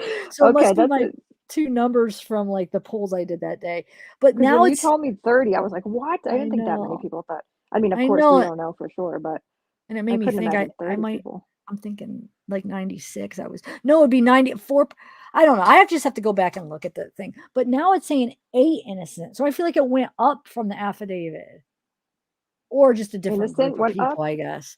So 8% still think he's innocent. And I think that's even higher than it was because I think it was like 6 or 4 or something. I don't know. I'm thinking like 96 now. So that would only be 4% said he's innocent. Yeah. But then It why is am I a thinking different crowd 6%? here today, though. It could be. Okay, so let's see. He's due to go before a judge Thursday morning. That's what we watched. Wait, they have not disclosed a motive or recovered the fixed blade knife they believe Kohberger used in the horrific attack. Okay. Well, that was kind of interesting. Thanks for sharing that. Ben. All right. Let me see if there's anything else. What? I feel like I was going to look at something else right before that. Oh, this is all of the Papa Rogers. So this Papa Rogers, have you seen that where they think that he might be the admin for one of these groups? Like Was it on Reddit? No, Where was it? Facebook? But they might have put it I on heard Reddit. about it. I heard about it, but I don't know anything about it. Well, because look, I actually showed one of them on the last live because the one question is exactly like his survey question, like something like, hold on, let me see if I can find it. Let me see if this has the one that somebody just sent me. I have the old ones, but I don't know if this one has the same ones. But somebody just sent me these ones. There might be more in this. Okay. So, and it kind of looks like an older version. If you look at him, it almost looks like him, like in a weird, like old version. I don't know who this is, unless do you know who his that? like little avatar? No, but it Well, does you kind of can't resemble him. It's weird. You can't see. I have a clearer one. I'll show you on my old screenshots. But okay. So he says they don't clean bodies at a crime scene. The amount of blood must have been tremendous. Somebody says, due to the number of victims and assuming each victim was stabbed multiple times, I'm sure that there was visible evidence of a guard. For all we know, the investigators on the scene wiped a couple stab wounds clean to look for bruising. I think it's far more logical than finding a sheath. Sheaths are usually attached to a belt. Oh, wait, this guy's responding now? Then it can't be him. But the police were very specific about the type of knife used. Is it from now or is it just a screenshot? Well, what I'm saying is because of what this person's saying. The sheath, how we didn't know there was a sheath. So how could he? But is that what they're saying though, that this person knew about the sheath ahead of time? How would this person know before the affidavit? This Dustin, though, is what I'm saying. For this to be a conversation with this person, we just found out about it though. Yeah, look. Doesn't it? Hold on. Where did it go? Sheaths are usually attached to a belt. But it says 4 weeks ago. Oh. Well, then how do they freaking know about that? I think that's why someone's sending it to you. That's what I'm saying. But this is Dustin. Oh, Dustin is taught. So the rumor is that they think this Papa Rogers is okay. Let's see. You wouldn't be able to tell at the crime scene, he writes. And he says, oh, Papa Roger, I disagree. If the stabbing motions were hard, the guard would have left a mark. Who knows? Finding a left behind sheath seems like a stretch, though. How are they even knowing about that? Why? I mean, it could have been just leaked through like gossip. I had never heard anything about it. No, I wonder. I want to know this, but I want to know this. What happened before this? The conversation? Because did Papa say something about left behind sheath? That's what it looks like. But that's even more suspicious that it's him. Because freaking he would be the only one to know that. Besides the cops, law enforcement. Okay. Oh, somebody's saying that's why they sent it to me. Okay. Yeah, then. Wow. That's huge. Okay. I disagree. If the stabbing motions were hard, the guard would have left a mark. Who knows? Finding a left. Oh, wait, hold on. Why? They are very specific about the weapon, but very vague about every other detail. Wait, because he responds to that when he says, who knows? Finding a left behind sheath seems like a stretch, though.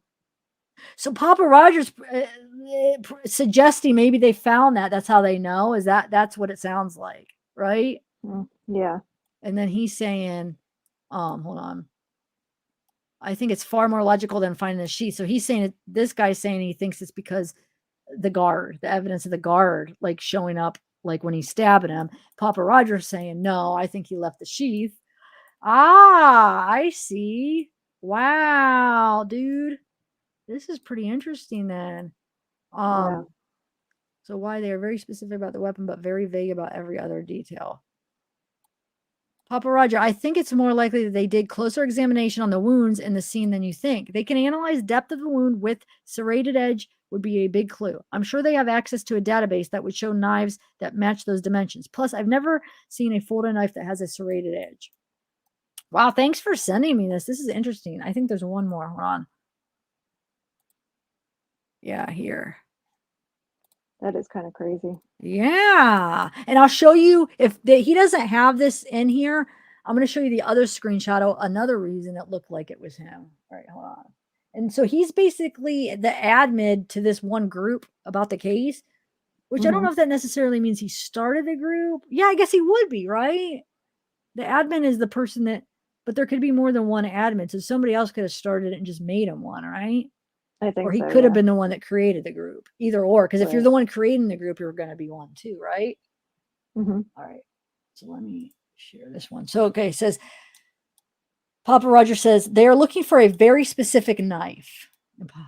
Curious, why are you debating the sheath theory so hard? And Dustin says, because who would carry a sheath? And Papa says, who would carry a large exposed knife? And that's what Papa Roger said. And then Dustin says, sheaths are meant for belts. And he says, I would guess he carried it in his hand from wherever it is he came from. A knife in a sheath could cause him problems. Papa says, which hand? And Dustin says, I don't freaking know. Why would you even ask that? And Papa says, so a knife wielding person walked from where and entered this house at what point with a large knife in hand? Yeah, I mean, that does make sense. What Dustin's saying is kind of dumb. Yeah, it is. You're right. And Dustin says, how in the hell would I know that? I'm sorry that nobody is buying the sheath theory of yours. Now Dustin probably looks like an idiot. If we find out one day and I'm wrong, I will gladly eat crow. Oh my God, where's Dustin at right now? Yeah. And then Papa says, do you carry a knife? Papa Roger, dude, give it a rest. You sound like a psycho. You might be right about that. I don't think he does Dustin. in this. I know, but I mean, exchange, he if doesn't, this is though. him, he doesn't. Remember, I made the original post and you have gone down this path. Wow. Thanks for sending me that. That's interesting. All right, let me show you that original one that when we were talking about it, about how he words. Where is it at?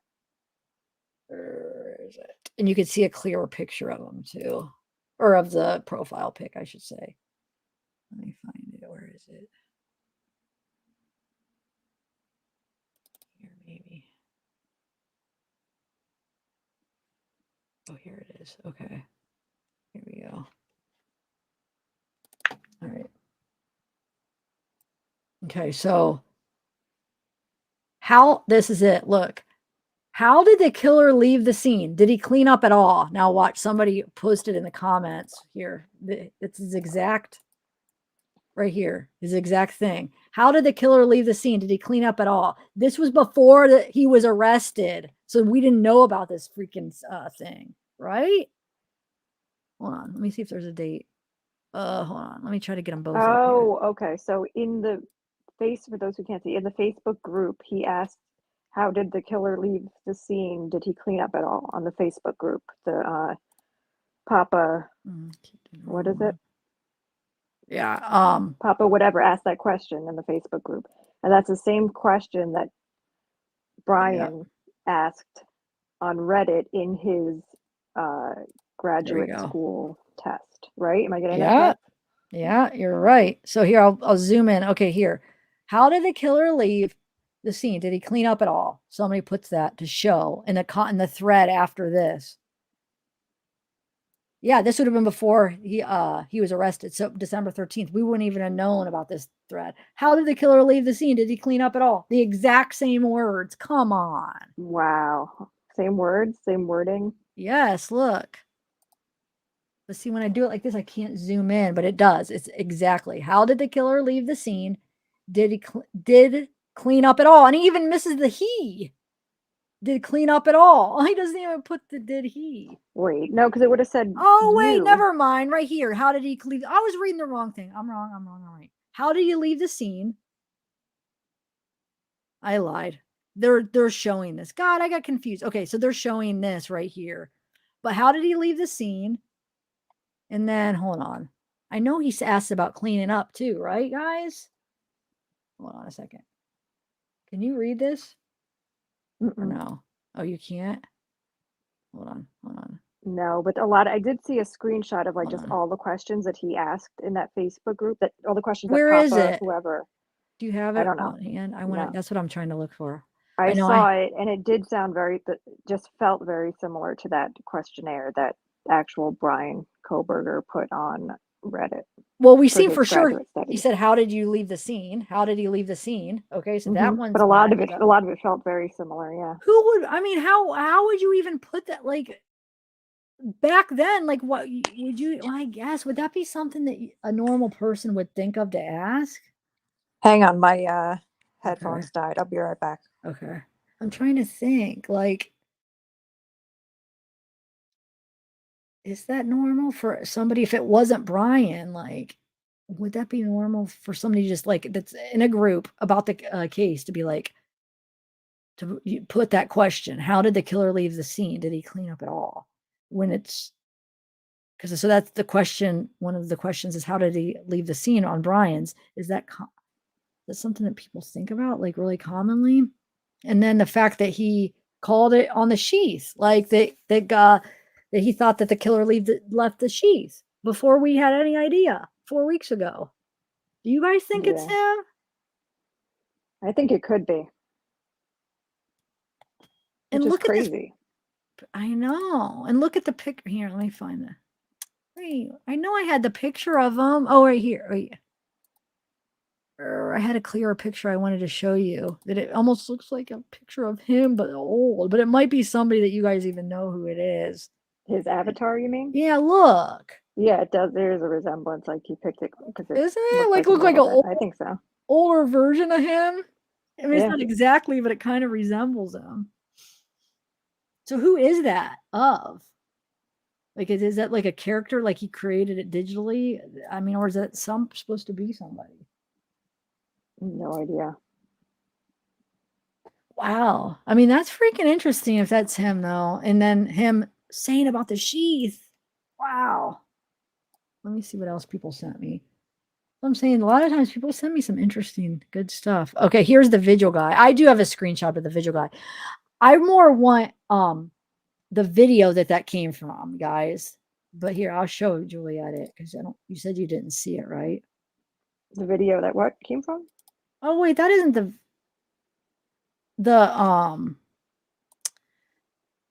video of the vigil of someone the in the guy audience sitting that there looked like that him. looked like him, yes.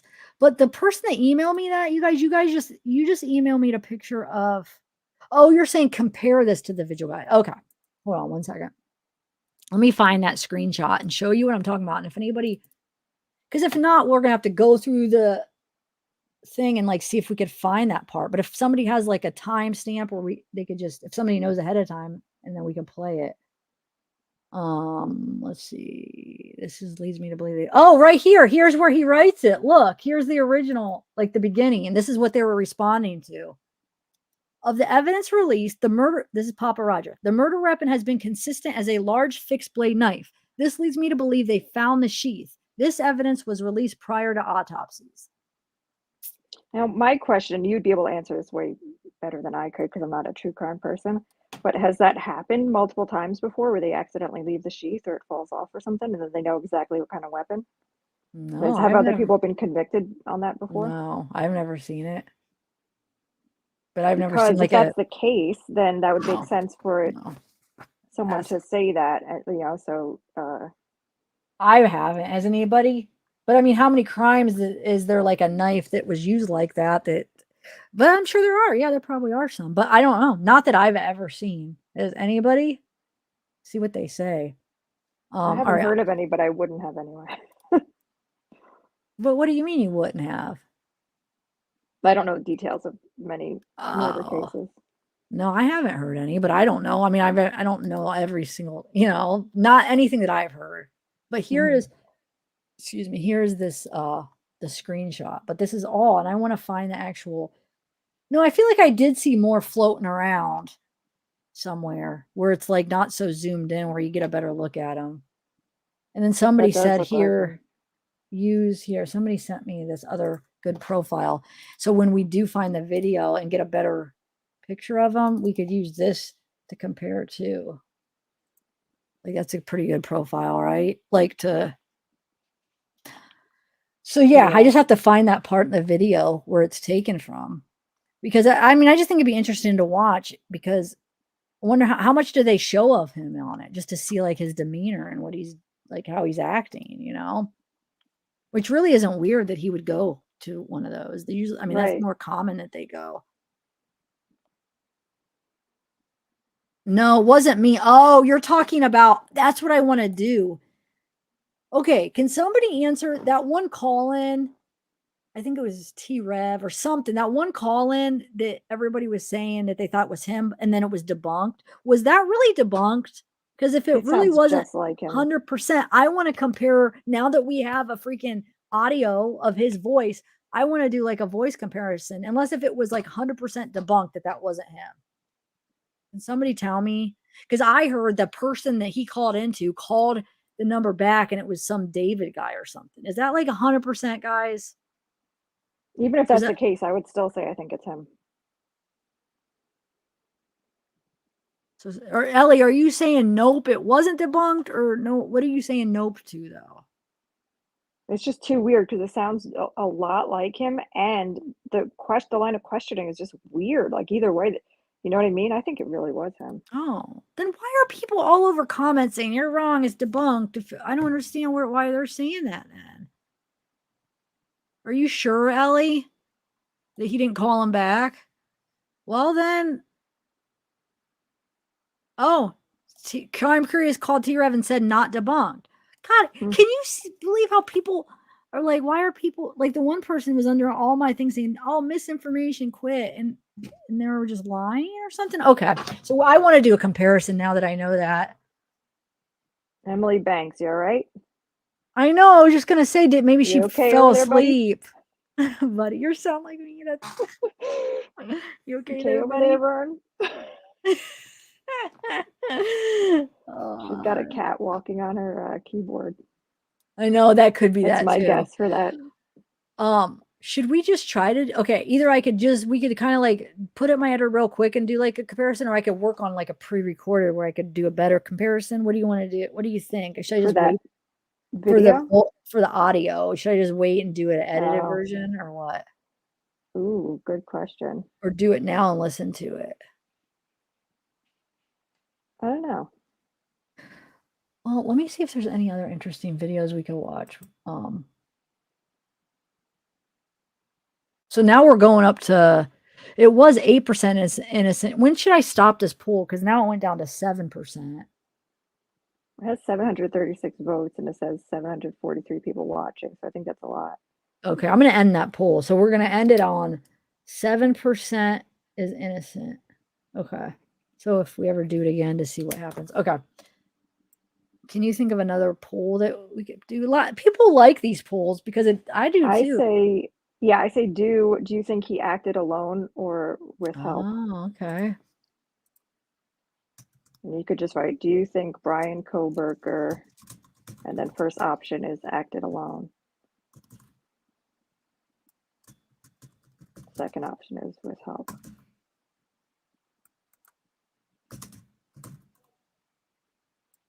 Okay. All right. So I had a reading when someone said anyone can buy those. I was like, I'm aware, but wonder if anyone looked. First question I had when reading it about the knife, if anyone can buy. Actually, one of my mods and she messaged me that who has it? Did she say her husband? Hold on, that she's gonna get a picture of it. I should ask her.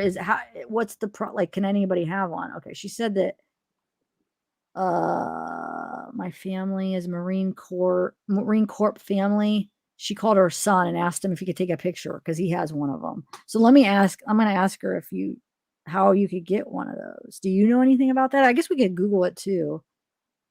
Let me ask if she knows. How easy it is to get the knife? Is that what we're talking about? Yeah, because it had with that logo, it's the K-Bar Marine Corps logo. Do you have to be in the Marine? You know what I'm saying? Do you have to can anybody buy one or not?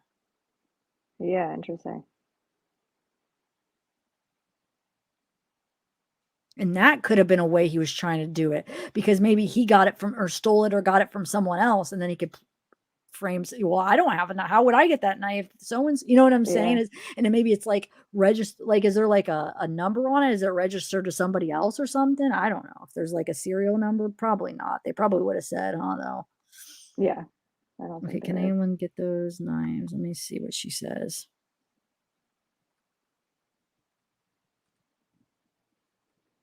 Oh, the quilt. Shoot. I have my camera off though.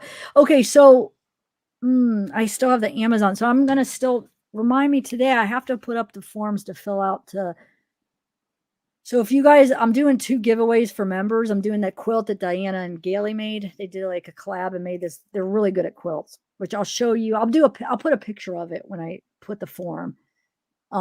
and it's for it's only a members giveaway, and then the $50 Amazon card is just the members giveaway. I am going to do just like a whole, like a everyone giveaway, but these two are just like two members giveaways, because it's one of the perks I have for being members that you guys get extra giveaways.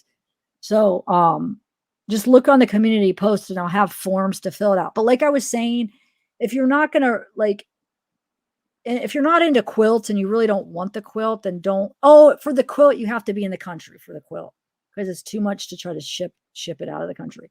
But the Amazon you don't have to be. So if it's too much, or if you're not really interested in the quilt, then don't sign up for the giveaway. Like only if you really want a quilt, which they're really good, but some people might not have any use for it and some people would love it. So, but then the That's Amazon so true part. with quilts. That's funny. It's really going to be like Yeah, and I like don't want that. somebody to just do it because they want to win and then it just sits in, you know what I'm saying? I want somebody that, because there's some people like, oh my God, I love quilts. I would love to have it. I want somebody that It's a actually is good going to quilt too. Yeah, if you want appreciate someone it. to. Yeah.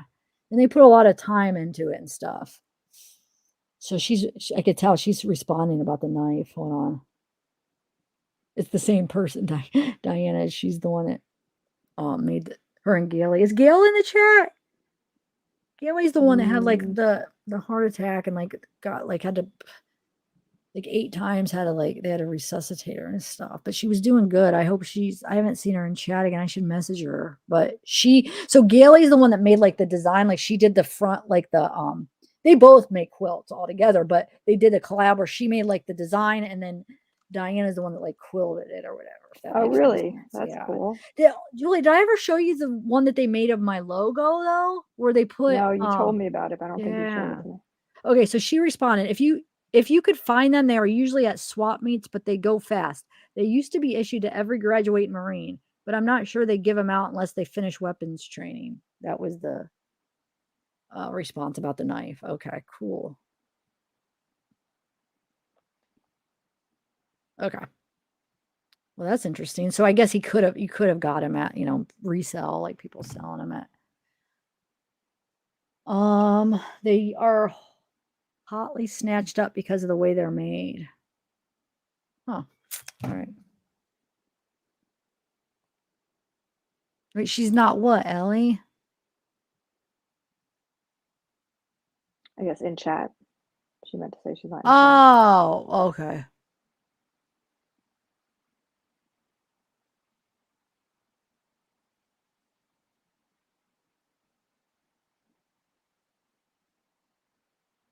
Thanks for doing these lives. I'm taking care of my family member with dementia, and it's been so tough for me. Your lives helped me forget and distress for a little while. Oh, Bismo. Good, Bismo. That's rough. Yeah. So she's saying that they're practically indestructible, the knives, huh? So it makes sense why you chose that. Yeah, dementia's hard. It's like I feel it. Like I can imagine being if you're the only one taking care of her. At least I have my mom here with me, with my grandma. But it's like a full-time job. I know it's crazy. I feel for you, but I'm glad you have these help. Hold on. It's important to just get together with people and like talk about stuff you're interested in. Yeah. Everyone forgets that. I think like it's healthy for you. Take your mind off of stuff, and it just yeah. Yeah, it's important. All right, so let's see if there's anything else going on with this case. Let's look at News Nation. You want to see what they have out, or yeah, you might as well. News Nation.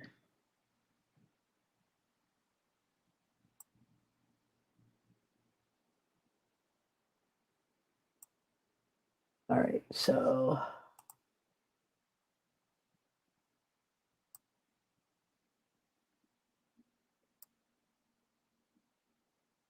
so they have no, they don't have anything like recently. Last thing they have is the court appearance that we already watched, though. Oh wait, here, let's watch it though. They have his mugshot and stuff. Hold on, let's see. This was from like 6 hours ago, but that's the latest thing they have on this case. But we'll watch it real quick. It's like just 3 minutes long. share.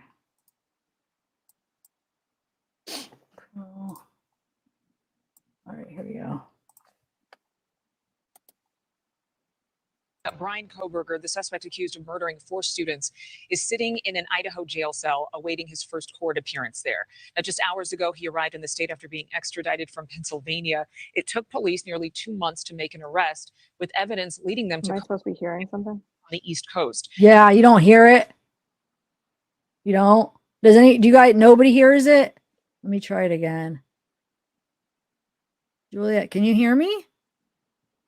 Maybe it's your internet though, because I'm not even hearing you. Are you talking? Can you guys hear it in chat?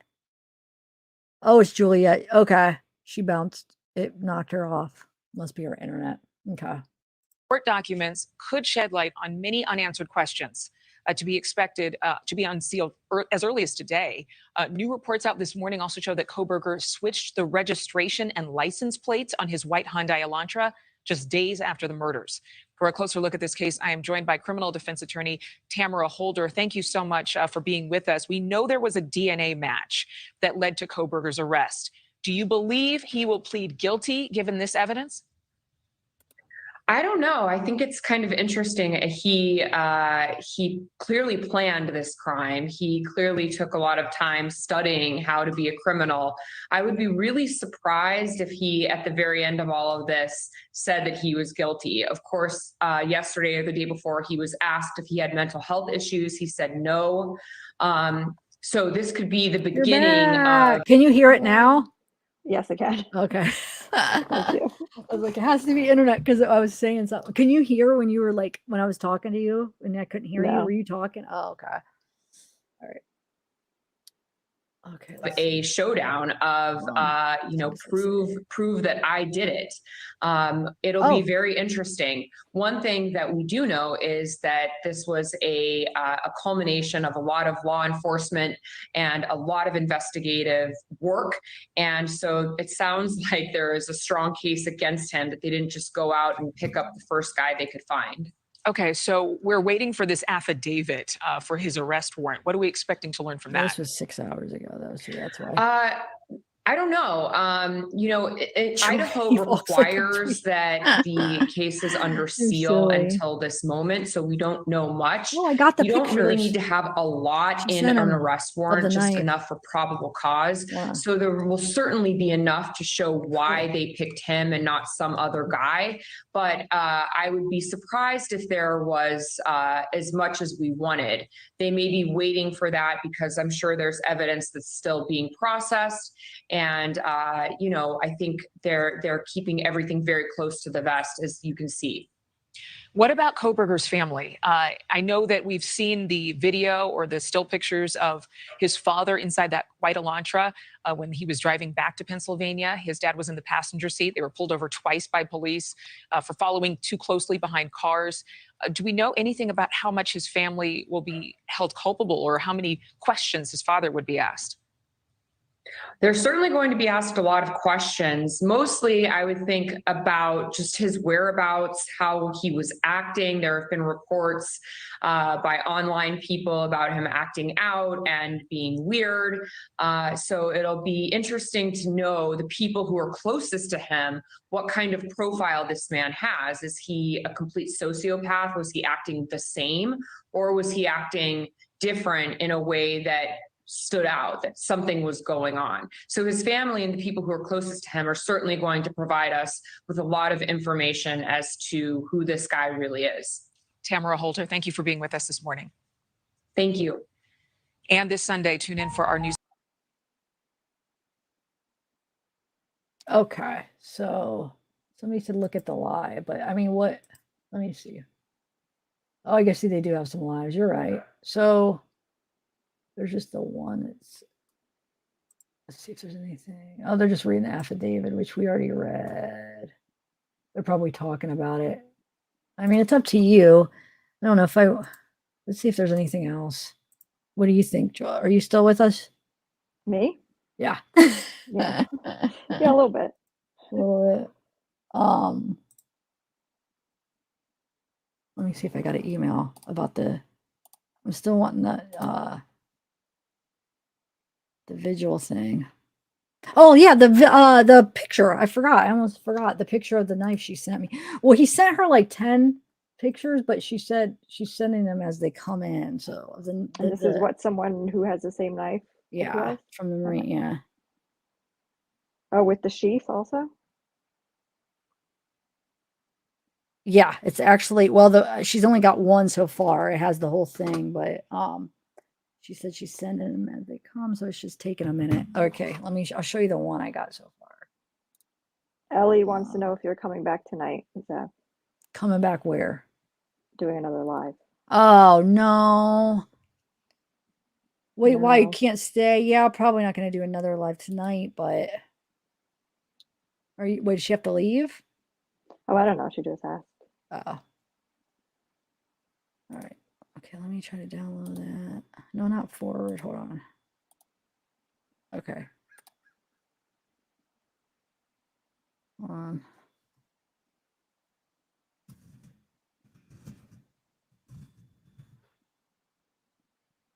I guess they're taking a minute to come through, but I'll just show you the one. All right, here we go. So here's the one so far that I have. Can you see it? Yeah. Okay.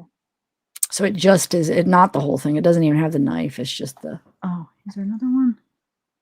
Yeah, I don't know why she's saying, for some reason, I guess the way that he's sending it's taken a while, but yeah, so here's that. So wait, let's see. So gosh, I'm trying to think like how he would have forgot. So like, I'm like, wouldn't it have, I guess he didn't. Okay. If that Papa guy is him, like, it sounds like, let's say that is really Bryan, and it sounds like he probably doesn't keep it on his belt, right? So let's say he has it in his pocket. Yeah. He takes out the whole thing, takes the knife out. Well, that shows you right there, probably, that, hold on. Let me think this through, because I guess you could look at it a different way. I was saying that shows you he probably did kill Kaylee and Maddie first, but actually, I guess that's not necessarily true.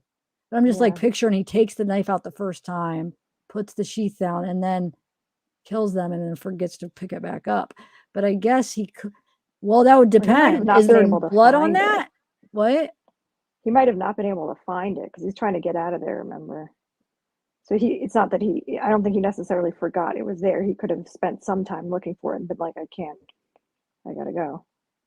Yeah, but okay, yeah, I could see that, but I'm trying to think of like if it shows like who he killed first. So is Xana or Ethan's blood on it, I wonder, or like hold on, let me think. So if he killed, let's say he killed Xana and Ethan first, and then he takes it out and what's he holding it in his hand, and then he goes to Kaylee and Maddie and then lays it down. That's why I'm thinking he did kill Kaylee and Maddie first because of that, because he takes it out the first time and then leaves it there and then never. I don't know. What do you think? You think that shows it like? Go ahead. Not to us, no. I don't think there's no way of us knowing from that. The investigators would know based on whether there's blood. Yeah. From who on it, But yeah, because if he did kill Ethan and Xana first, there would have to be some kind of blood. Like, I bet you their blood would be on it somewhere, right? Yeah. On the sheath, I Maybe mean, there was. because either he's holding we don't it know, or yeah. he puts it back in as he. I They mean, might know the exact order that they were killed. Yeah. They probably do, I'm sure. Don't you think? Yeah. All right, so I'm waiting for the other pictures. I guess there's 10, but she still hasn't.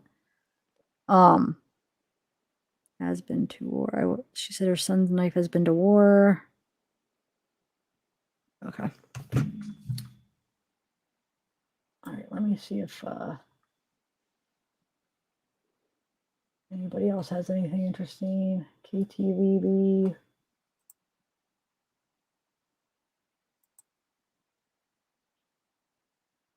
Oh, look, they have him. We'll have the beginning here because we didn't get to see the beginning of it when he walks in. Let's see. Oh, the court stuff, yeah. You could play the parts we missed. Yeah. That's what I'll do. All right, hold on.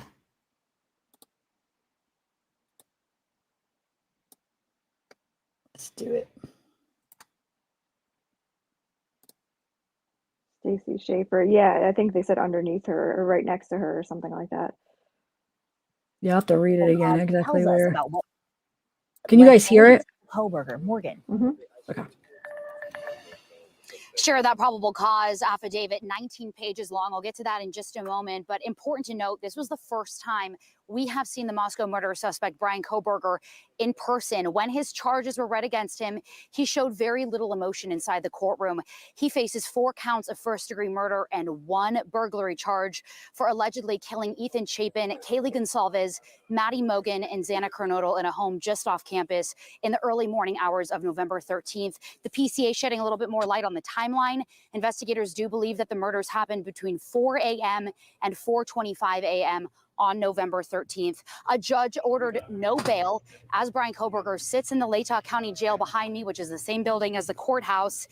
A no contact order was also issued for the victims' families between Kohberger. He could face the death I guess they're penalty gonna or talk life over in it all. prison if he is found guilty. He was appointed a public defender, Miss Ann Taylor, out of Kootenai County. His next hearing was set for January 12th at 10 a.m. Pacific time. It's going to be a status conference, and then at that time, they'll set the preliminary or the probable cause hearing. As you mentioned, the probable cause affidavit also unsealed shortly before the hearing. The first time we are learning details in this case. Records show law enforcement was watching Kohberger early on. It's really important to note that, as Moscow police have faced a lot of scrutiny for keeping a lot of information close to the vest, for saying they did not have a suspect, they did not have a person of interest in this case, they did not have a murder weapon. We know that they were looking into him starting about 15 days after the murders, and that's about 15 days after the murders. Records show that Ethan and Xana were found on the 2nd floor. Maddie and Kaylee were found in bed together on the 3rd floor. A dog was also there at the time of the crime. It barked several times. That was Kaylee Gonsalves' dog that she shared with her ex-boyfriend, Jack. Officers noticed, this is important, a tan leather knife sheath on the bed next to Maddie.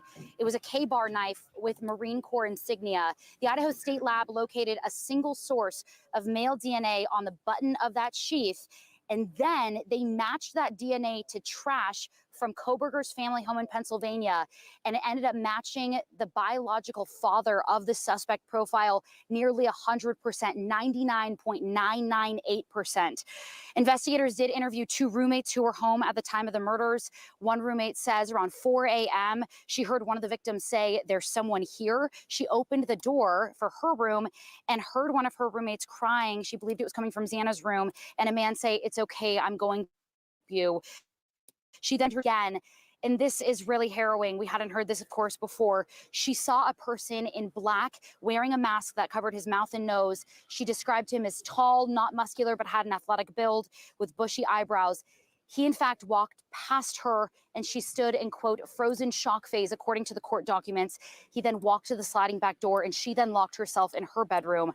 Surveillance video from the area then showed a white Hyundai Elantra driving past that area multiple times around the time of the murders. Washington State Police learned on November 29th, like I said, 15 days after the murders, that Kohberger owned a Hyundai Elantra.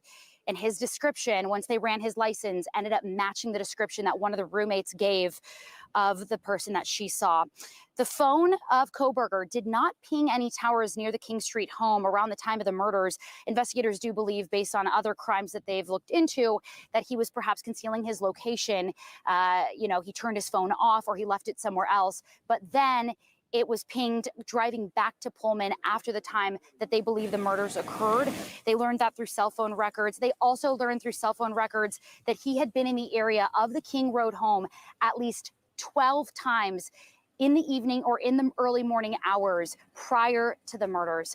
Outside this courthouse, on the other side of the courthouse earlier, the family of Kaylee Gonsalves, the attorney representing their family, came out and spoke, just giving a really brief statement. Take a listen. It's obviously an emotional time for the family, seeing the defendant for the first time. This is the beginning of the criminal justice system, and the family will be here for the long haul. And that's the statement for the media today. Thank you. Like I said, Bryan Kohberger issued a no contact order between the victims' families and himself. We are expecting him again to be in court January 12th for that status hearing, which then they'll set a preliminary hearing. And we will, of course, bring you all the latest that we hear on air and online on ktvb.com. So I found the whole thing. I don't know. I mean, do you want to watch like the first couple minutes of it? I didn't realize. I thought they were going to show like the whole thing, but Twitter had, hold on, had the whole court.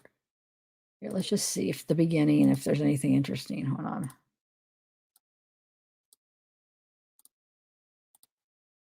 All right.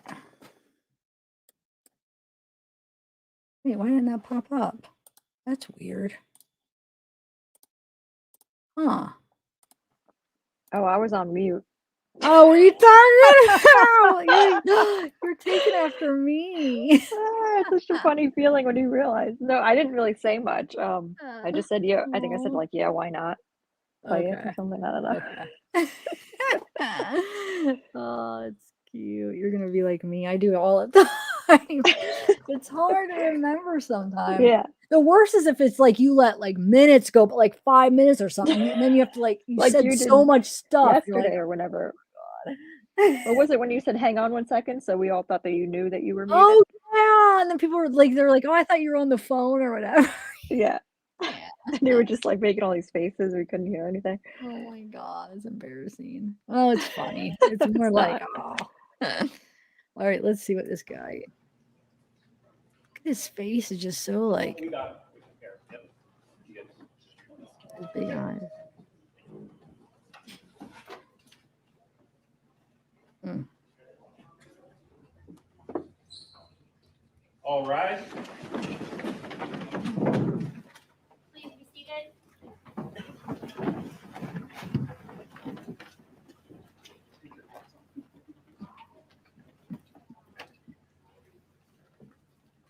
We are on the record in the Second Judicial District, Latah County. This is the Magistrates Division of District Court. This is State of Idaho versus Bryan C. Kohberger, cause number CR 29222805. Mr. Kohberger is present in court. He is in custody. He is appearing with his attorney, Ms. Taylor, Mr. Thompson, Ms. Jennings on behalf of the state.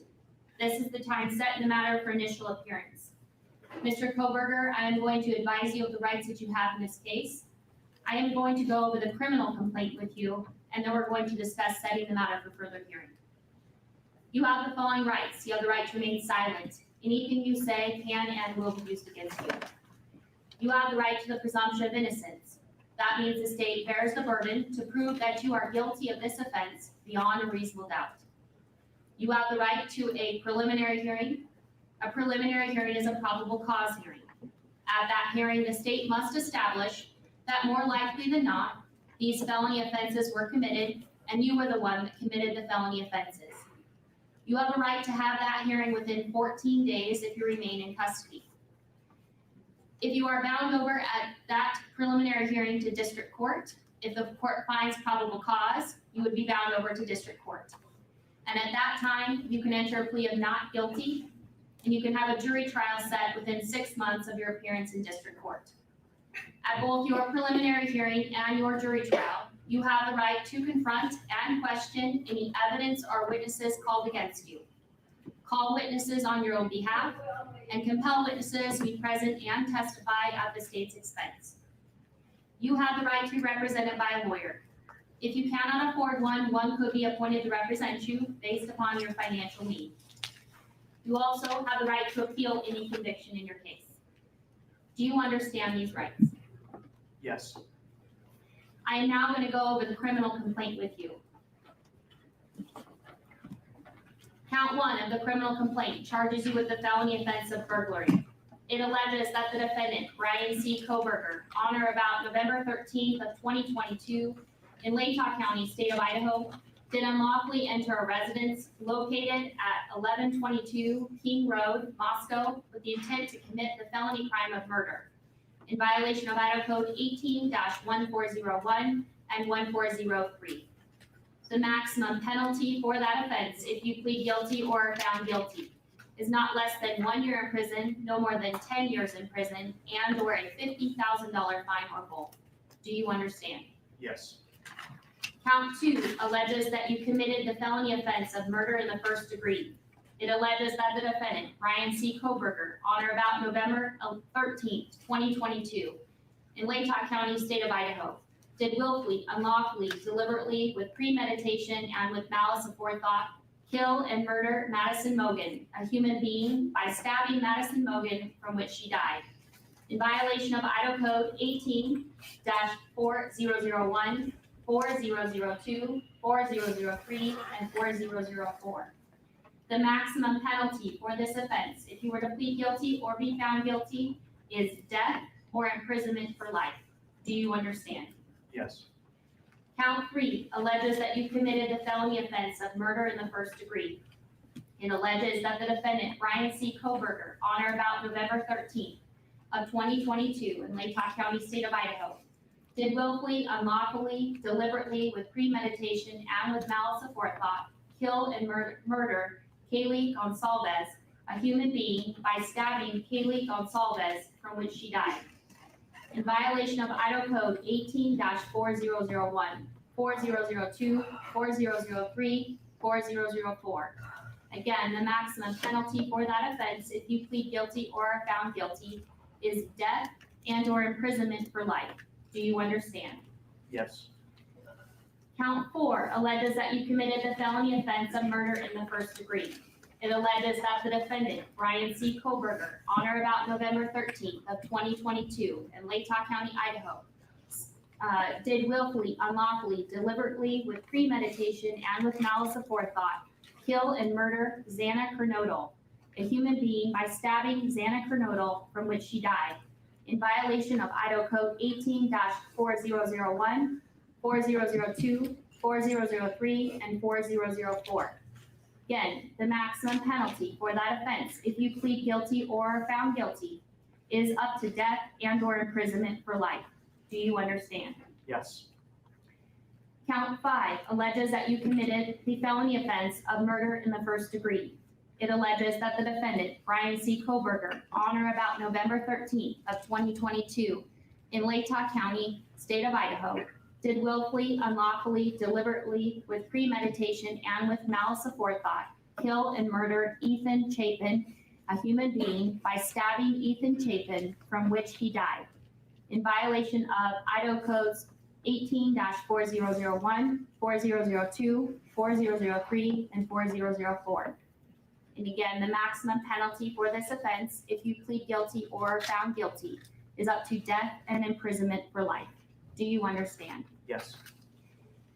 And Mr. Kohberger, would you like to represent yourself, hire a lawyer, or see if you qualify for court-appointed counsel? I have court-appointed counsel.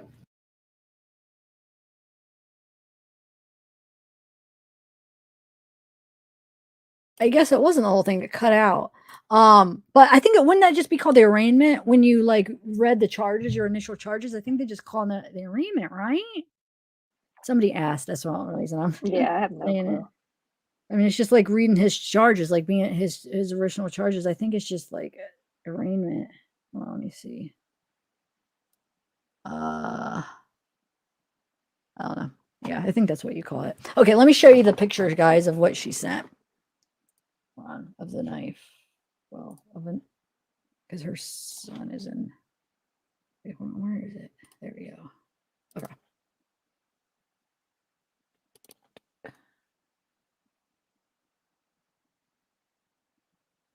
Yeah, I think it's just called arraignment everywhere, basically. I'm guessing, or I'm thinking from what I've seen, like with these cases. Okay. Why is that not sharing? Oh, because I was, and we saw the end of it. So I think I don't know. I don't think I need to go find the rest of it, right? I don't think so.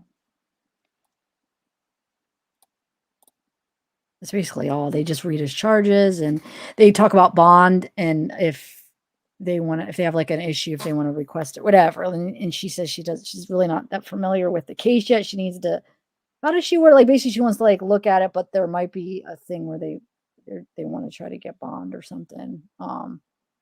I'm not good at like summarizing, like paraphrasing or whatever. Juliet, what? I Can thought you the help me out? beginning of what we watched, you said no bond, right? Yeah, but then but basically, if she wants to appeal that to get one, you know what I'm saying? They asked, Mm. and remember that his lawyer basically says something like, "Well, she doesn't know how does she work? She's not familiar enough with everything. Like they just got the case, and she I don't know how she words it. I sound like an idiot right now, but No, basically, I don't remember what it was she said. they might end up trying to appeal it or get it, but he's not going to get it. You know what I'm saying? There's no way he's No, going I to can't win that imagine there would be because, like a huge outcry. yeah, definitely. All right, hold on a second. Let me share my screen.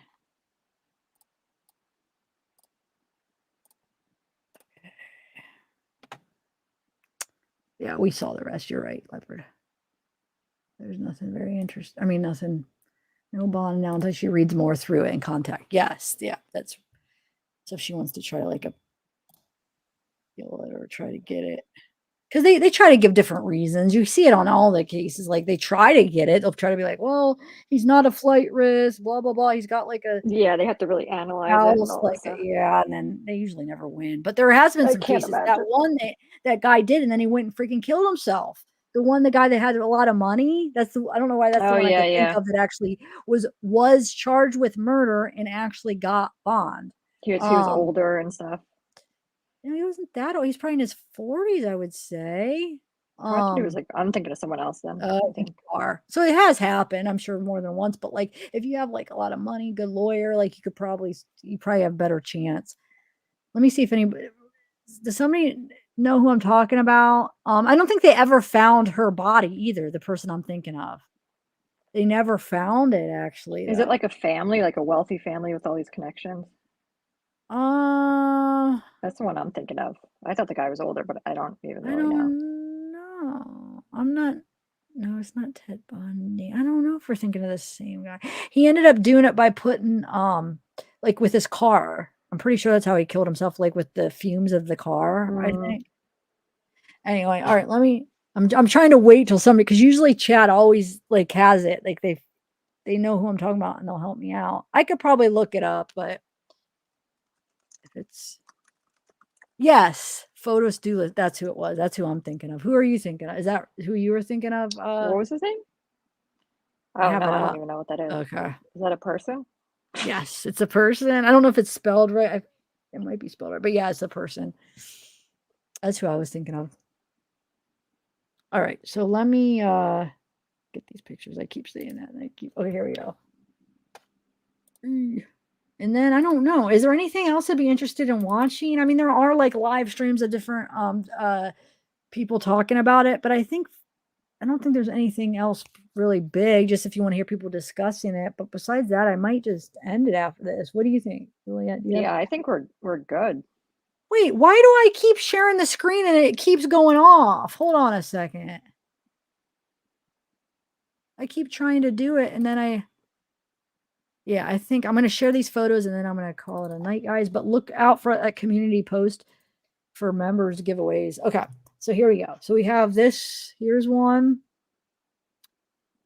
And that's the exact one we think, right? I mean, not really the exact one. It's a match. But yeah, the one, it would have been the same one. But they said light brown. Yeah. Yeah. With the emblem. So it's the same one they give. Yeah, it'd be the exact one, but not the exact one. How do you word that right? It's the knife, but not his knife. Yeah. He used. Oh, there she. Hey, Diana. Thank you. So Diana, here's Diana. She's the one that made the quilt too, guys. And this is nice. This is who sent me the pictures. Okay, cool. Thank you. Okay. I bet they got the DNA from the underside of the snap, because like looking at the picture right now, picture opening, like pulling that open. Yeah. And then your thumb. So you think yeah, probably maybe the underside. Your thumb would be like brushed against the sharp part of the snap, right? Not sharp, but you know what I mean. Unless with all that, with that, like the fact it's like ingrained like that or engraved, that will help more. Yeah, that's true. Hold Hold the DNA, yeah, and get it, yeah. Yeah. So it does have a wait. Oh, they probably all say that. Is one of their do they have unique numbers on them or no? Or are they all the same? Or like, you know what I'm saying? Does each one have a unique like is this a serial number or no? Because that's what I was curious if like when they give them to them, do they each have like a unique thing so it's all like you could tell who it's to or probably not, huh? Am I looking way too? I have no idea. Do you know, Diana? Is each one have like a unique number or is it just more per year per That just looks like like the model number, sort of. It's okay. not that Oh big. yeah. Is there a number though, a different one anywhere? I doubt it. They probably would have said it, huh? Wait, what does this say? I can't see, it's blurry. So that's okay, compare. I'm trying to like think about the size of that. So see that. So yeah, it's pretty big because if you think about like contact Yeah, contact lens thing right case, there. and that's only like so it's like 1, 2, that's almost like 4 contact cases like lined up, huh? Right? It's Yeah, pretty big. it's huge. Like Diana, how many inches would you think? Did it say on the document one? I mean, I think would say 12, that 12, 7 right? or 8 inches, right? Didn't I see 12 somewhere? Is that like the whole thing? Oh, the whole thing. I'm talking about just the blade, though. Yeah, I could see the whole thing definitely being 12. But the blade, I would say, is like 7 or 8. Wouldn't you? Yeah. Maybe 7 or 7.5 or something. Wow. And they're really like, so is Diane? Are you the one that said they're really like sturdy? Like, or was that somebody in chat that said they're like really like not sturdy, but really like, what's the word for it? Like a good quality, Hardy. yeah. Oh, here I we don't know. go. Hardy, yeah. Like, look at that quarter. I mean, that's a pretty big knife, man. Oh, I don't know. All right, those are just my other screenshots. But yeah, so well, that's that, guys. What is this? Did you guys see this picture of him? Where is this from? I don't know. I just one that I saw today, but maybe Yeah, I've seen that photo around for a okay. while. I don't know what it is. It almost looks like a screenshot of a video, but I haven't. Maybe. Well, here we go, guys. Indestructible. Yeah, that's a Crazy. good.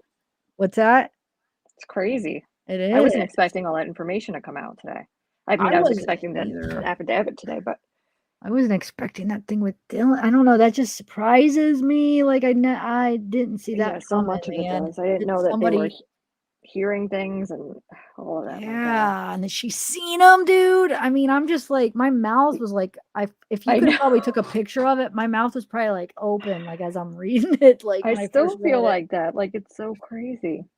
It is. I really wasn't like expecting that at all. I really hope we learn more about what happened the next day, like when the 911 call was made, because I still can't really figure that out. Like, But now it makes more sense that it she makes probably was more sense now, scared to yeah. look and then calls somebody to come over. But remember, But it's still not. I still want to know like we what still happened, 'cause I don't can't tell. know like who it was. Like we still don't. We heard like the rumors. Remember, we heard that one where somebody's like, I know somebody that.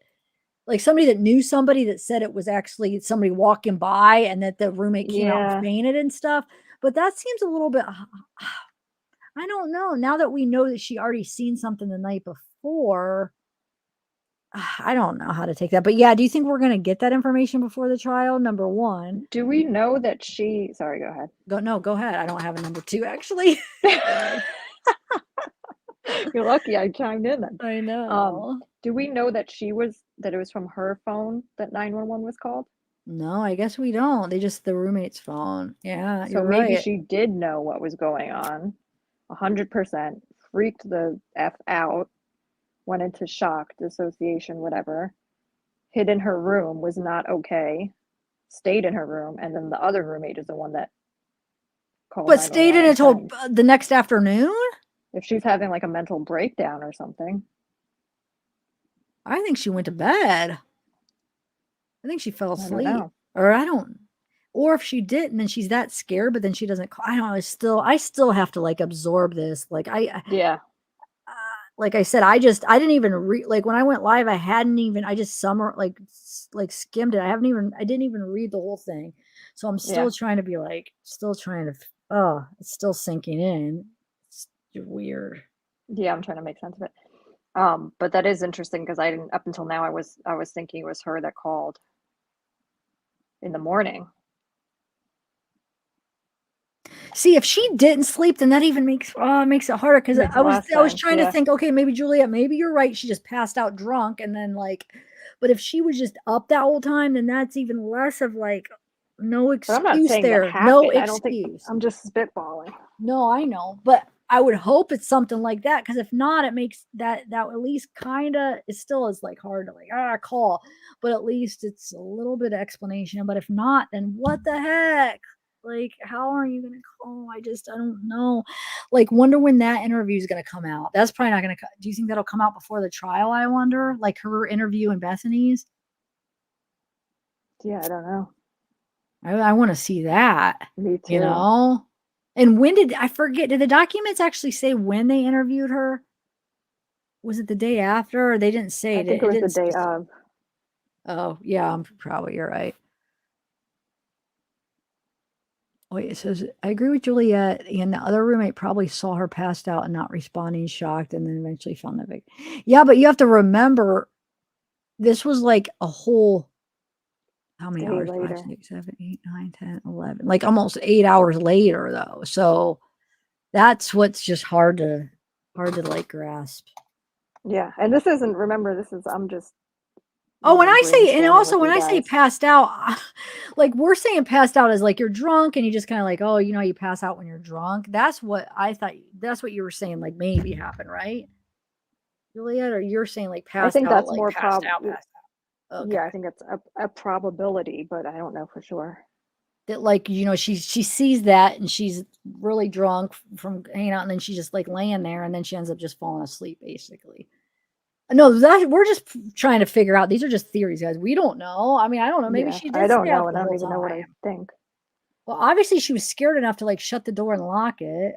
She was scared enough. This is the part that makes it confusing. Is she was scared enough to describe to the investigator, detective, whatever, that when she saw him, she just froze in like a state of shock. Yeah. So if she thought he was just a friend over to drop off something or whatever, she wouldn't have froze like that. Yeah. So she had to have known it was bad, which makes me think maybe she did just go into like complete shock or something. I don't know. And then the fact that DoorDash, like at 4 a.m., like that's so weird that they must have just missed each other, or Bryan could have waited till he left and seen him and waited. Oh, this is interesting. So What? Chris in chat, that's kind of smart actually, said, I think she went to investigate, saw way more than she remembers, and went into absolute paralyzing shock. Yee. That's possible too, though. Because, you know, when people witness things and they have like no recollection of it. Yeah. And then, yeah, I guess maybe we'll start finding out more. Maybe she'll do an interview, now that she can wonder talk. if that's a possibility, actually. Who knows? Never know. I mean, I'm surprised by this, so I guess anything is a possibility. But that DoorDash 4 a.m., they did say for sure she got it, right? Because somebody asked that when we were reading it. I'm like, wait, it did make it seem like she got the food, right? I'm pretty Yeah, sure. I think so. Yeah. Well, they definitely would know. They would know whether we would or not. They would know if she did or not, because the delivery driver would say like. That would be weird if she didn't then, because if not, then why didn't the DoorDash like? Well, I guess. Although they do just drop it off at the door, but. Oh yeah, you're right. But then they would have found. So did she get the? They would have found it still sitting outside in the morning. That's true. I'm trying to find that spot where it says about the DoorDash. Hold on. Just real quick. 4 a.m. Wait. This was an exception. Who received DoorDash order? Yep. So she received it.